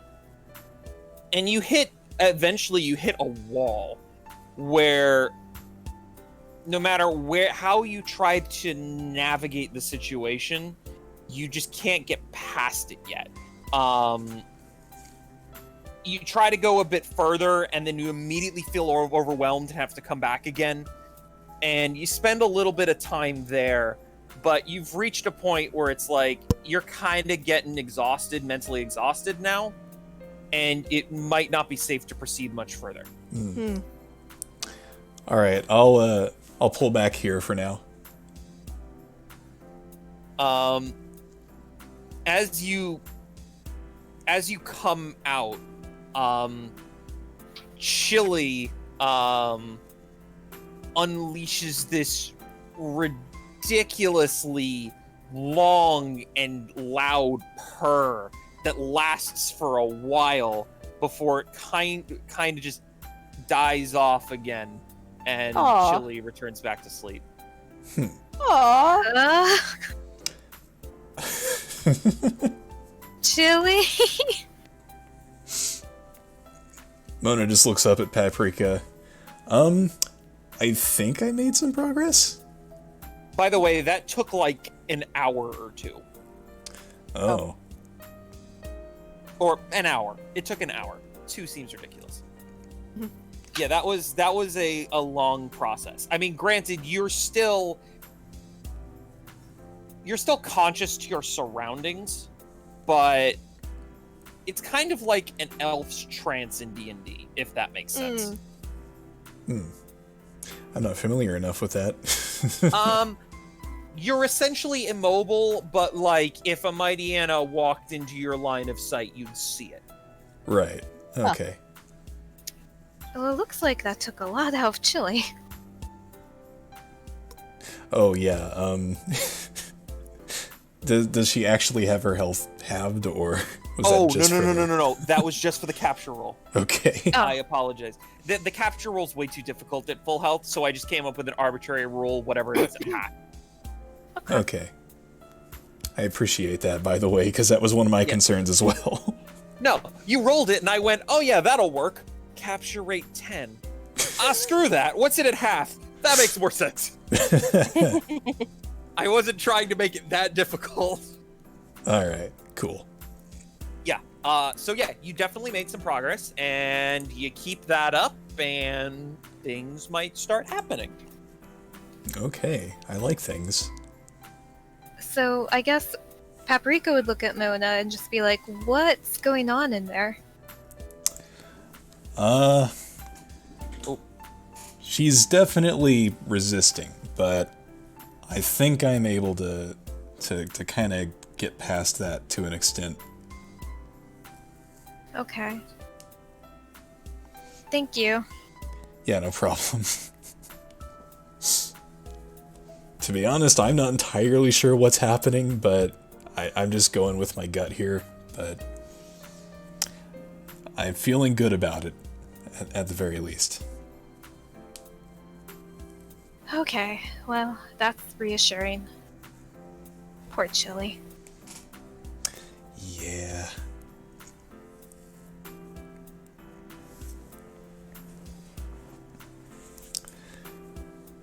Anyway, so I guess that's it for the night. Yeah, that is it for the night, and, alright. I did have a little bit more. I'm gonna modify what I had planned slightly, but I don't think we'll run too much longer. Are we good to continue for a little bit more? I'm good. Okay. Okay. Yeah, Yeah. sure. All right, excellent. If we're done for today, we can be done for today. I mean, I'm good. All right. Yeah, I'm good. Sure. So- Leave mode. Yes, mud. So, Mona, you continue your watch until the sun is up. I assume everybody kind of gets a start on their day, Yeah. making breakfast and whatnot. Right. Oh, And sorry to interrupt. Did that...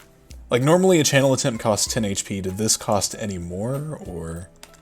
yeah, it did cost 10 HP. It just cost the same amount. Okay.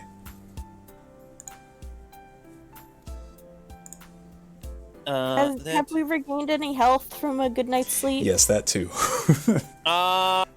Yeah, everybody's gonna regain 1/16 of their max HP, 1/10 of their max HP, for the remaining part of the night. Okay. So, is that rounded up or down? Up. Appropriately. Sorry, appropriately. Gotcha. So, 8 for you. And does the light healing power I used last night count as a daily for the day before or today? A daily for... Because I can use it twice a day. I'm gonna say you ended your rest with the beginning of today, so it counts as the previous day. Okay, cool. I'm gonna use light healing power again then to try Yeah, and go get for it. her a little. Oh, nice. Was I think +6? Dang it! I have to scroll all the way back there now. Yes. 16 plus 8. Oh, it's already a divisible by 8. Ignore me. Mutter, mutter, mutter. Yeah, that's a good heal. Yay! 69 HP. Nice. Nice. By the way, those are some experience breakdowns from that encounter. Alright. So 2500 is just the full HP amount, or the 2500 is the full experience. 1875 is if you had 2 Pokemon participate that split. 1250 is for any companion Pokemon that participated solo, and for any Pokemon that were not participating but in your party. And 625 is for a companion Pokemon that did not participate in combat. Okay, so question: does Lee count as a companion? Lee is a or... full-fledged Pokemon. Okay, cool. Yay! Oh dear God, Bismuth- Chili is 40. Yeah. Bismuth gets Chili the learned 1250. Double Edge. Oh dear. Uh-oh. And, My- Bismuth gets the 1250. Yes. By the way, have you thought about your second ability yet? Me? Oh. Yeah. Or not really.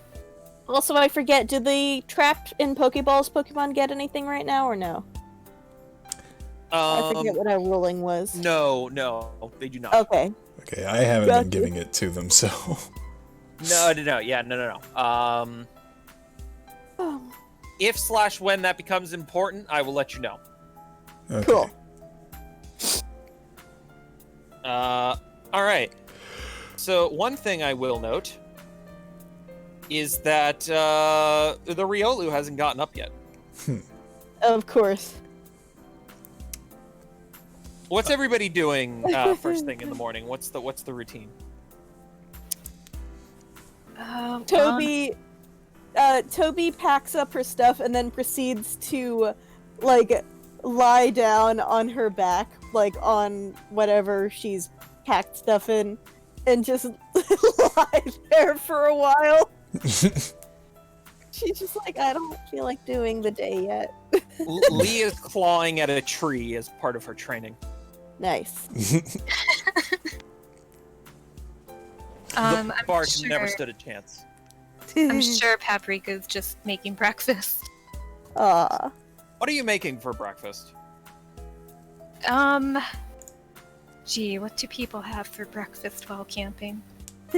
I've had scrambled eggs before while camping, Yeah. and like eggs and bacon. Sure, we'll go with that. Nice. Alright. We Yeah, also go for made burgers the night before. It was really fun. Ooh. I like camping. Yeah, Mona's probably been, meditating for the rest of the night, and sees everyone else get up, and she starts to gather her things, and that's about when she realizes that the Riolu has not left the tent, and she kind of goes over and opens the tent flap door. Greeted with the Riolu walking through the flap as you've opened it. That smells excellent. I'd like some. God. Well, Well, isn't he lucky? He's such a presumptuous little shit. well, you're more than welcome to it. So, how long does zoopathy last again? 4 hours. So You're probably coming to the tail end of it. Yeah. You probably have maybe 45 minutes left. There we go. So how about the Panpour? Is it waking up at all? It's awake, you can tell, but it's there. Right. Would you like to do or say anything to it?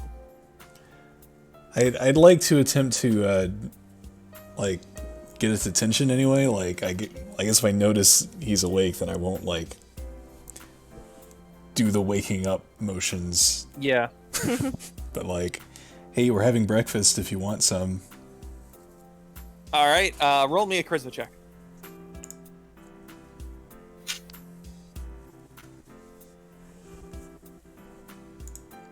That's nice, dude. Oh my god.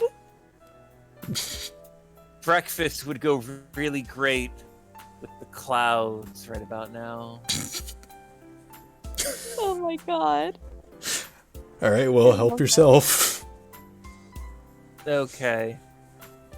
It doesn't move. Of course not. Holy shit. What a treat. Mona sighs. She should not be surprised. I think Mona's actually gonna grab a plate and then, like, try to offer it to the Panpour. You do that. What do you? How do you offer it to the Panpour? Kind of like holding it out to see if he, like, reacts or takes it or anything. He tilts his head in its direction and kind of, acknowledges it's there. Are you holding it, like, high enough for it to grab? Yeah. It grabs something off the plate, eats it, like a strip of bacon, and munches on that for a moment. And then several long seconds pass before it reaches down to the plate and grabs another one. Oh my god. It kind of just holds it there for a moment, and takes a bite. And you get the feeling that if you wanted to eat what's on the plate, you're gonna have to hold it there above your head for the entirety of the time it's eating, very slowly. Oh no. Can I attempt to, like, put it on the tree branch or something? Certainly try. Is there a stable spot for it? Sure, go for it. Okay. Or, like, was that a prompt for a roll, or? Yeah, that'd be a dex check. Okay. Oh. Just a 9. You keep trying to put the plate up there, but, like, there's no good, like, fork branch for it, so you're trying to balance it on one somewhat wide one, and it keeps wobbling.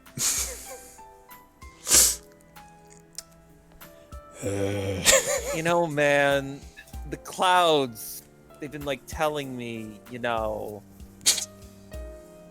that the plate, it's not, like, meant to be there, man. It's like...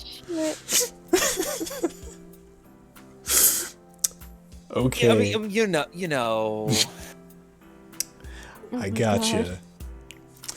Maybe, maybe you're meant to be where the plate is, but...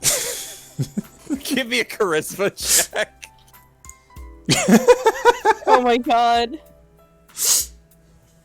Plate I feel can't like- control me, man. Oh no. So, I think Toby sees this happening, and I'm gonna roll a charisma check myself to be like, Pinport, come on, Mona has to eat too. All right, go for it. That's not a D. That's a D12. Oh no. Ah. This Panpour doesn't give a shit. Like, it's so comfortable right here. Lee sprints over Near to the that tree clouds. and starts scratching frantically at the bark on the trunk of this particular tree. Like, whoa, man, whoa. No need to get all hostile, dude. I didn't tell her to do that. Is the Panpour, like, laying down? Yeah, 100%. Okay, I'm going to set the plate on its stomach. Go for it. Roll with advantage. Yeah, that'll do it. You put the plate on its belly, and it kind of freezes for a second. It's like, whoa. The clouds, like, man, they commend you for such a ingenuous ingenuity. Like, whoa. Mona gets all the problem Pokemon. Including my Pokemon. Oh my god. And with that, the Panpour begins to eat its meal without your assistance. Outstanding. I'm so glad. Mona gives a sigh of relief and goes to get her own breakfast. Wow. Yeah, probably. All right. Probably gonna let Sniff in on it So too. you guys make it through your morning routine, and I assume that you are done. Like, Yeah. I'm Oh, ready to Joey move on. gets Moonblast. Oh What? damn. have I done? Holy crap. Yeah. Oh dear lord. Oh god! Now, if I remember correctly, that's a weird one. It's 2d12 plus 21. Huh. I need to look it up. I'm reading that 3d12 plus 14. What's the other one? Oh, it's Dazzling Gleam. Oh. Dazzling Moonblat- Gleam is something bizarre. Yeah, 2d12 plus 21 for some the bizarre hell? reason. I mean, Moonblast is like the strongest fairy move. Yep.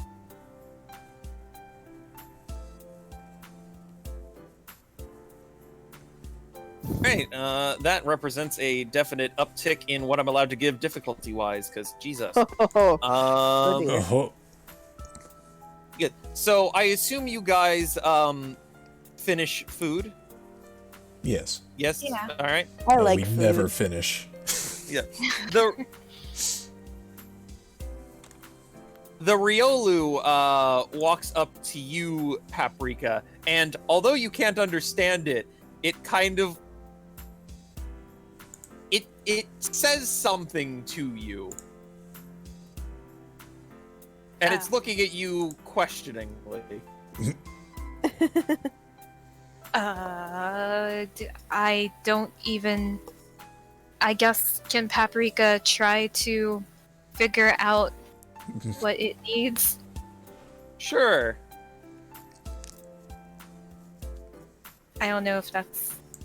It seems to be gesturing at the food and then gesturing at you. Oh! Ye- Yeah, I made that. The Riolu reads your reaction and kind of it curls one of its paws and kind of rests it on the center of its chest and looks at you and bows its head for a brief moment before continuing to go about its day. Oh, you're welcome.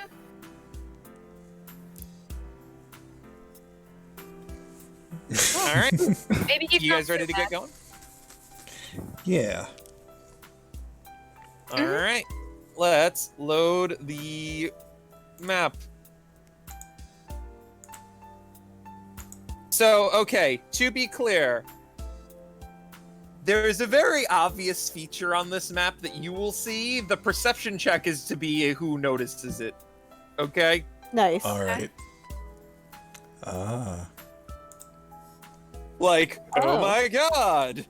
I wonder what the secret this map could possibly hold is. Oh no! Hmm. Toby doesn't notice shit. Oh, near do I guess. Also, we're all in the river. Well, okay. Where Yeah, I belong. sorry, I Can just we- kind of started relocating you guys. Can we roll for our Pokemon? Well, here's the thing. You guys start approaching the clearing, and Mona, you immediately see, like, straight ahead, like, you know, it's the first opportunity you could have noticed it's there. You see a cabin. Oh. Hey guys, there's a cabin ahead. What? Oh. Oh. Hmm. But who would live out here? That's a good question. Should we find out? I guess, do we see the cabin now, or? once it's pointed out, it's very obvious. You guys just weren't looking in the right direction. Okay. Fair enough. It doesn't look too big. Yeah, let's go check it out. Yeah, at a distance, you can kind of tell that it's a pretty modest, but seems like a well-built cabin. It seems to like have this log cabin-esque feel, but then more modern materials were used to construct it. So yeah, it's definitely an interesting little location, and you guys can get much closer. I'll let you know if you get too close, but Alright. or however close you'd like. I don't mean to imply anything else. Right. Nope. I guess I we're. will say though, you guys have started to transition out of the plains, and you're in more of a. You're starting to get more forest again. This is a pretty good indication you're getting closer to civilization, but you're still based on your rough estimates of where you are, you're still a bit away from civilization. So the cabin being out here is odd. Right. Okay. Maybe let's approach a little more cautiously, Yeah. just until we get an idea of who might be living here. Yeah, definitely. So I guess stealth checks. I don't know if. Yeah, if you'd like to roll stealth checks. All right. Haha. Oh.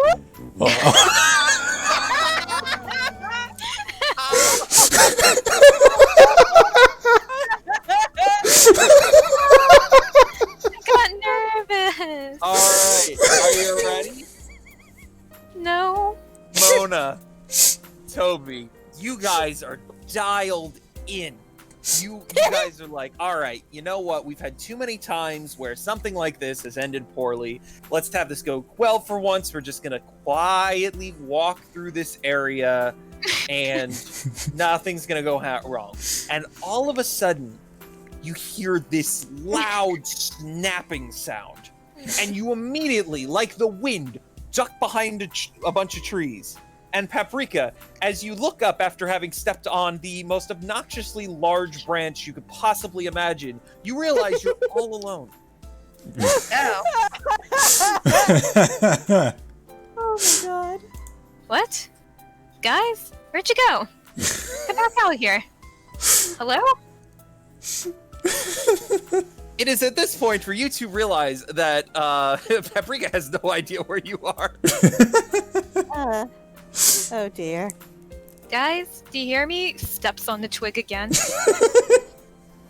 Toby like pokes her head out from behind the tree and like gestures frantically for her to be quiet, and then returns to being behind the tree. Oh, stealth. We're supposed to. Okay. Sorry. That might be the best possible way you could have played that. And I'm delighted. All right. So, yeah. Let's just say that roll acts for your stealth. Holy shit. All right. You guys can approach more if you'd like. All right. Oh my god. So yeah, we're still, or at least Mona's still cautiously approaching, just, you know, Yeah. Quietly. looking for signs of life. And I guess bringing the Pokemon with her. Yeah. Oh, yeah, the Riolu does as he pleases.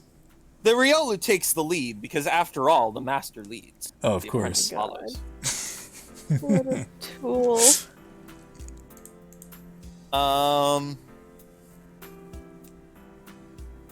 The Riolu kind of reaches its hand back to stop you, and points ahead, and then points to his eyes, and points ahead again.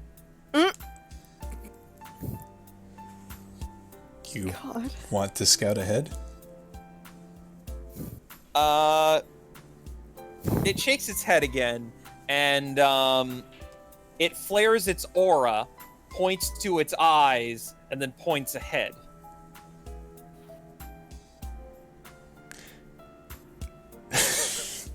Dang it, do I have to use zoopathy again? You can roll a check to see if you can figure it out. Alright, yeah, I'll do that. I will not do that. What's your wisdom? 10? Sick. Well, the components that are part of it seem to be aura, eyes, and pointing in a direction ahead of it. Oh, he's detecting an aura. Okay. There you go. Oh. I'm not the sharpest tool in the shed, I'm sorry. Oh my god. No. There's no shed attached to this cabin. It's just a cabin. I'd take it. It's a living cabin. It's a mimic. So Mona turns to the others and conveys this information. There's apparently someone inside. The Riolu kind of shakes his head and like grabs your arm and points slightly to the left of the cabin. Oh. There's someone not quite inside, but close. Oh. Yes. And if you look in that direction and roll a perception check. I will do that.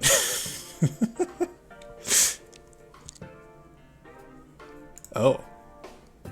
Oh.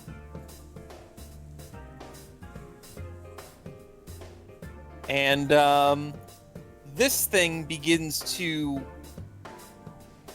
It's weird. It's not like sprinting. It's kind of... It's weird. It's running, but limping, but running. It seems to be, tongue out, like having a great old time. But it does this like weird little run limp thing all the way over here. Oh. And then it looks at you, Paprika, and kind of like runs some circles. Oh my god. It is baby? Oh god, is it a baby? It does appear to be very young. Oh, It is no. baby. Aw. Well, Hey there. What are you doing here? A Paprika will try to pet it. Aww. It 100% lets you. Adorable.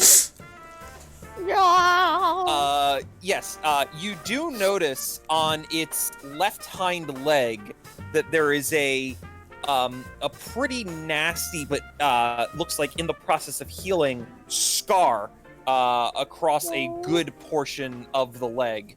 And you theorize that might be a cause for the limp it has. Oh, poor baby. Yeah, some of the hair in that area hasn't quite grown back yet, and you can kind of see this, like, jagged sort of scar there, but it doesn't seem to be in any pain, and is very much appreciating the attention. What is Chili's reaction to this Puchiana? I'm not really sure if she has a problem with dogs, but she is a cat, so I guess for now she's just kind of poofy. And just staring at the Puchiana. Always Even more poofy. poofy than usual. Yeah. Always poofy. That's my We're- secret, Captain. I'm always poofy. Oh my gosh. That attention is for me. What the heck? Oh my god. Yeah, so she's more poofy than usual and just kind of staring quietly at the Puchiana. So I guess at this point, Paprika will also be petting Chili. Aw, You can't just give one animal attention. of course. You are kind of trapped in an enviable situation where you cannot move, or else you will no longer be able to pet one of them. Right. So I live here now. Toby is staring wide-eyed with the most incredible, I want to say envy, but it's not anything malicious. It's just like this pure-hearted, I want to do that.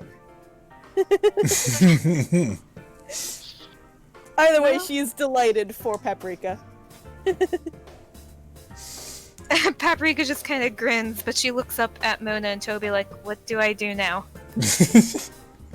Obviously, you keep petting them. Well, Okay. well, we lost Paprika. Well, it was nice journeying with you, Paprika.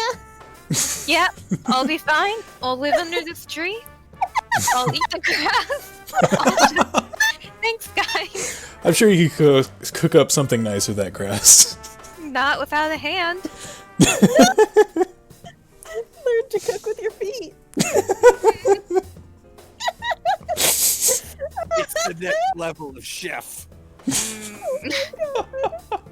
Oh, dear Lord.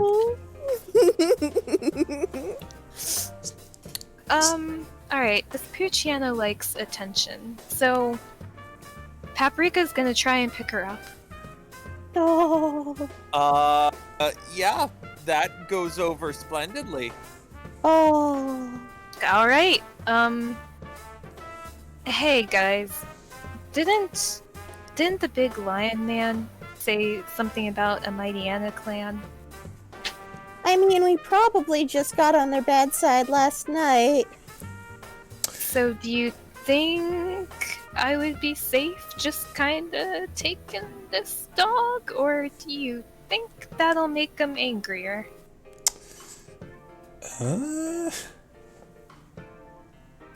Because right now I'm feeling like finders keepers, but that went so well for me last time. Well, maybe there's clues about where this little guy came from in the cabin? Yeah, you know, that's a good... We should probably investigate the cabin before we make any decisions on that. Hey, Mona, is the Ryolu detecting any more, auras? Well, let's find out. And she turns to the Riolu. So, did you... Any other auras, or just the one? The Riolu looks at you and shakes its head and remains focused on ahead. Okay. Okay, I think it's clear. Alright. You guys want to go to the cabin?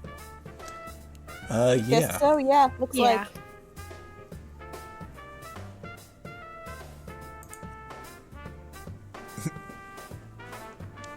Hey, so So... you approach the cabin. As you get closer, the Puchiana's excitement begins to grow, and it gets a little hard to keep a hold of him in your arms, my but God. it's still manageable. Wholesome baby.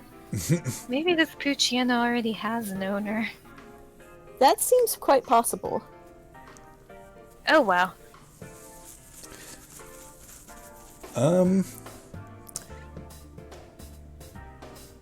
Either way, we should go look at the cabin. Right. I'm gonna try to look in through the window. All right, give me a perception check. Ooh. Yeah, you look inside the cabin, and it seems to contain, there's a modest amount of space, but everything seems to carry a certain amount of value to it. It's not like, standard wooden furniture.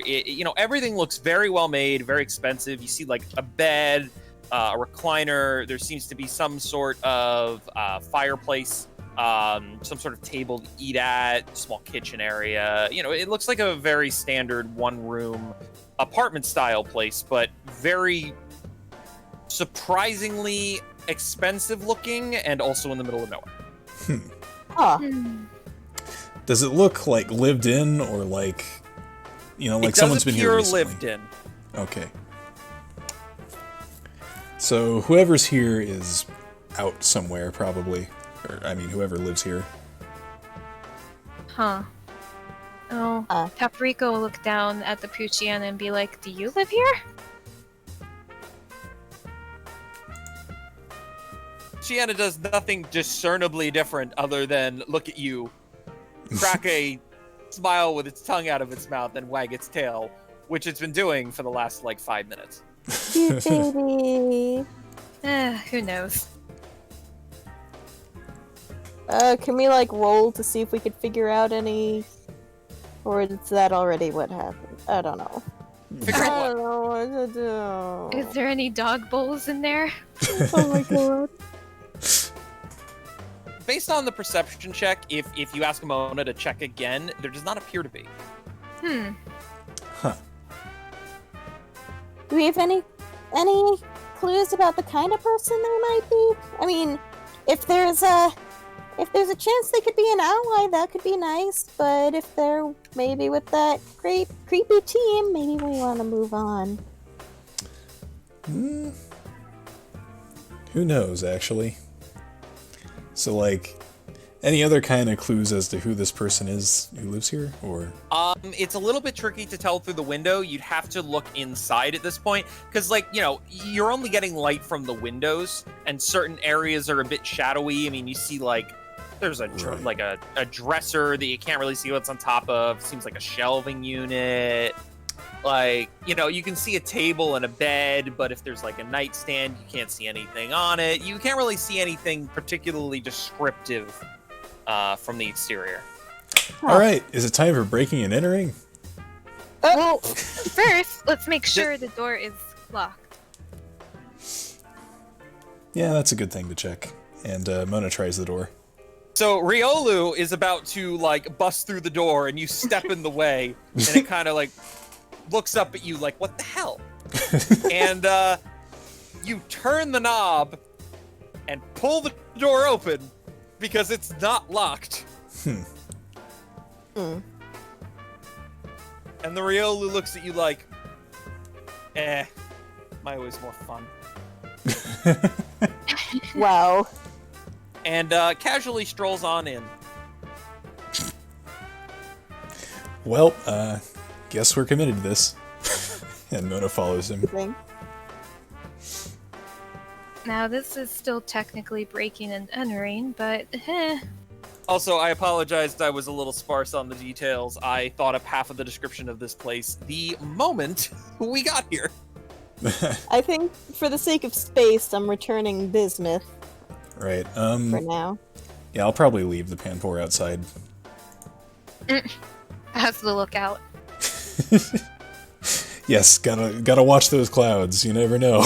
You never know. Did the Riolu just gravitate to the chair? Riolu essentially walked in and is like, this chair needs more investigation. But here's the thing, it's a reclining chair, but he's not sitting on it like a recliner. He has like his arms on both armrests, and his feet like as close to the ground as they get, and he's sitting up like completely intent, almost as if he was sitting on a throne. Yeah. Oh my god. Incredible. Paprika's gonna keep a lookout. Alright, yeah, I guess Mona's gonna look around. All right. I apologize if this is too many perception checks, but let's just go with a perception check, because why not? Alright. Cool. All right, excellent. So, Mona, Detective Mona's on the case, and goes over to that shelving unit and realizes there's a bunch of pictures, and you recognize some of the people in the pictures. There's like, you know, people you recognize from movies or TV in a couple of the photos. This individual appears to be a guy, seems to be in like his early 30s, or various ages, roughly around early 30s. Appears to be in a lot of these photos. There is also a couple of DVDs resting on a chair, despite the fact that there's no TV in here. Namely, it is there are two series that are well represented in here. There is a series called Die Hard, which is a movie about a group of extreme couponers who must use their talents in order to save the world. Wait, Extreme couponers? Yeah. Shit, Kyle. There's also a series called The Quick and the Quivering, a group of people who, again, save the day by running away terrified and everything magically goes their way. What? Outstanding. Kyle, what the hell? With that, any of you who is a particularly big fan of movies and TV shows, please roll an intelligence check at advantage. All right. Ooh.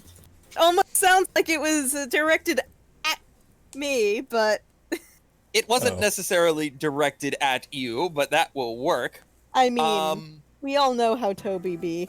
Yep. So, Toby wanders over and immediately recognizes that the guy in the picture is Kevin Hart.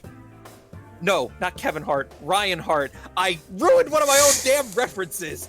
Screw me. Oh, Kyle. Ryan Hart, I'm the worst. Who was one of the primary stars in all of these movies. Wait, so we broke into a celebrity's cabin? Did we? Toby's like staring like, wow. She's very excited. So this, by the way, to get you know, this shelving unit is kind of next to the reclining chair. To give you a relative idea of where in the building you are. Right.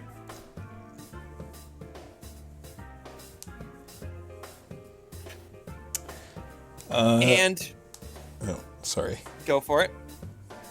Nah, I was just... You go ahead.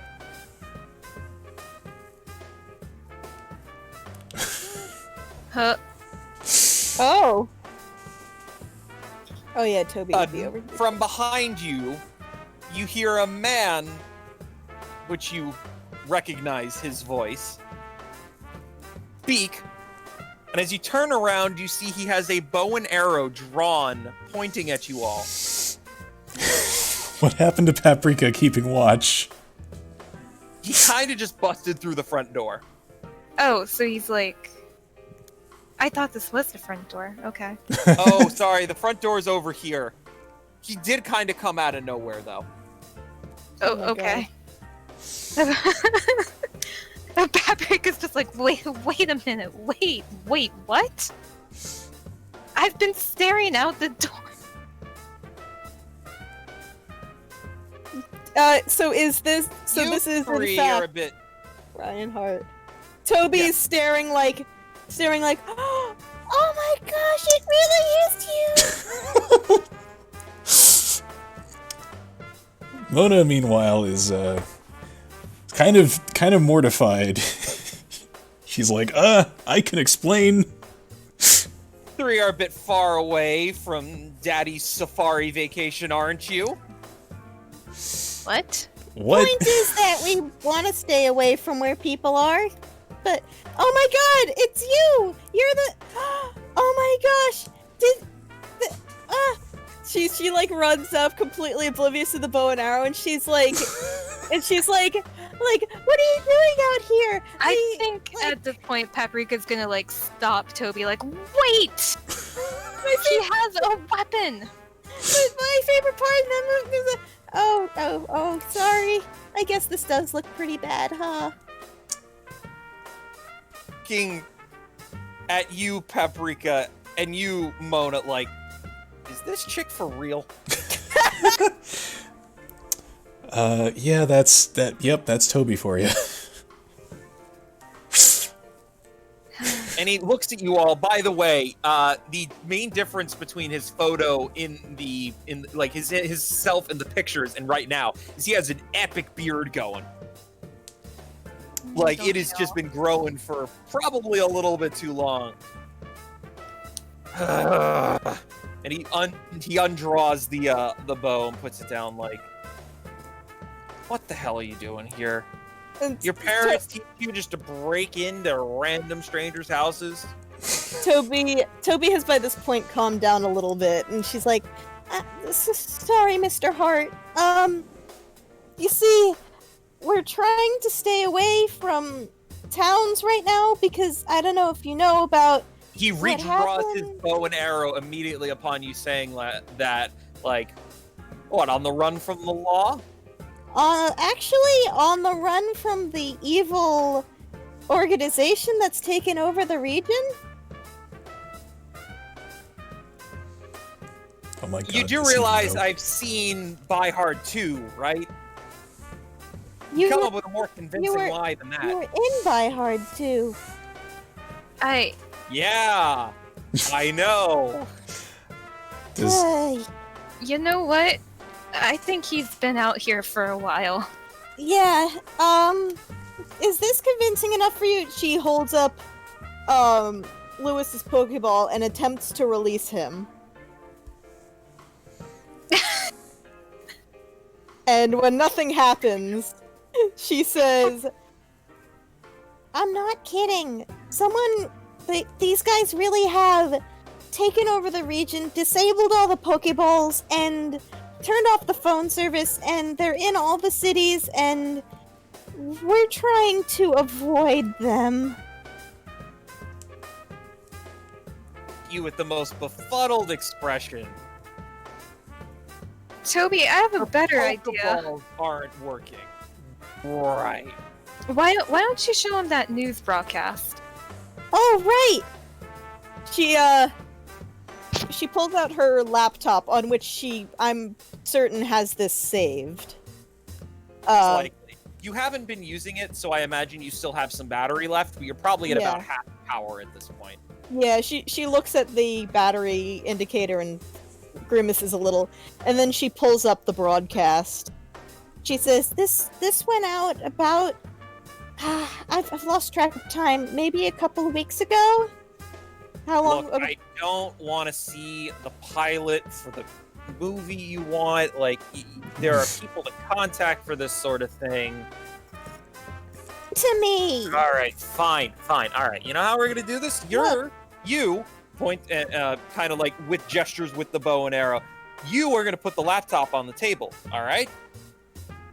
All right, you're gonna do that nice and slowly now. Fine. And then all of you are gonna get up against that wall. And he's pointing to the wall opposite the table. Hmm. And then once I watch this, you're gonna leave, okay? I'll watch your movie pilot, and we can leave, and you can leave. All right? That work for you? Just let him watch it. Fine. No, Do you put the laptop down on the table? Yeah. As you approach, you realize there's a behem there. Oh yeah. He does kind of blend in. Toby glances at the behem, but she's so annoyed at this point that she just puts the laptop down, ignores it, and then goes to the wall, which I'm not sure which wall you're indicating. It's the leftmost wall. Okay. That's the right. Look, man, I'm bad with my left and right. No, I know, and it's getting a bit late, and I'm trying to wrap this up. I know. And Mona kind of gestures for the Riolu to join her.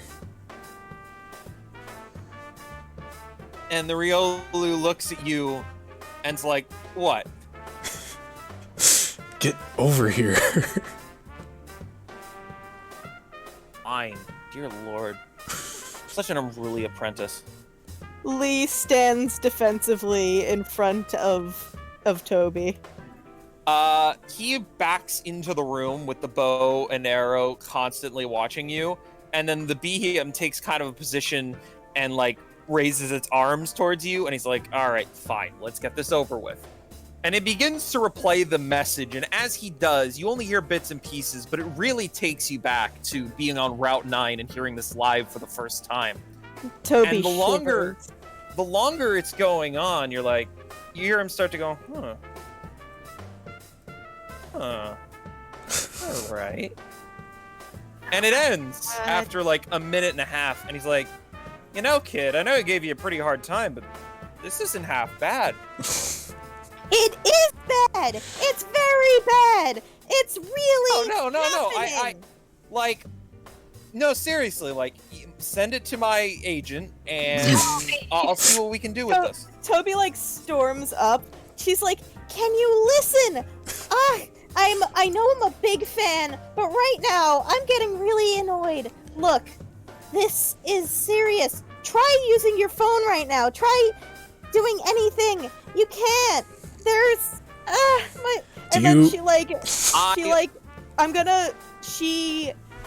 gets to this point, like, my parents' company, and they might be in danger, and we just have to, I don't know what to do. Calm down. Look, if you want to part that badly, you can audition, and I'm sure we can work something out. But listen, I don't have a phone, I don't have any of that, and look, and as he's saying this, he's eventually given up thinking that you're much of a threat. He walks over to the desk, like, look, I'm gonna pull out this Pokeball, and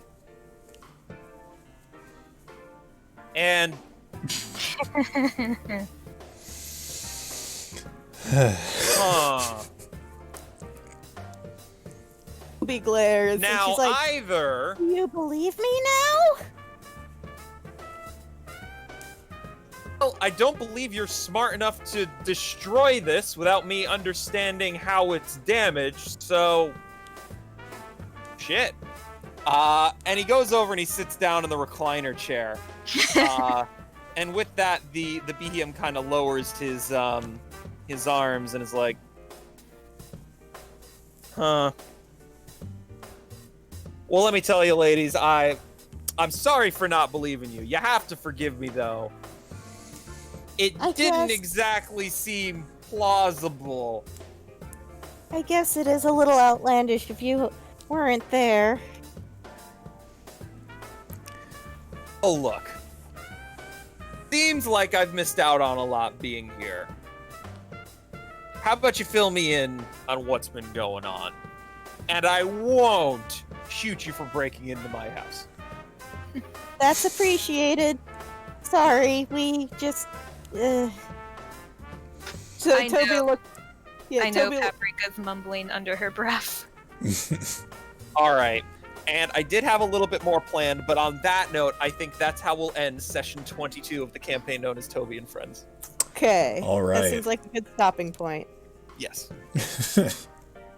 Ta-da!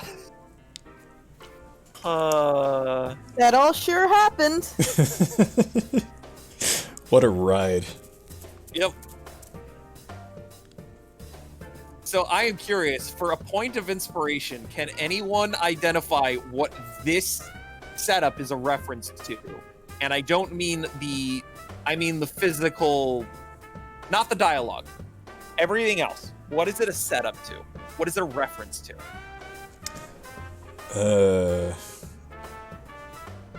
I'll give you a hint. It is a Pokemon reference. Huh. I got nothing.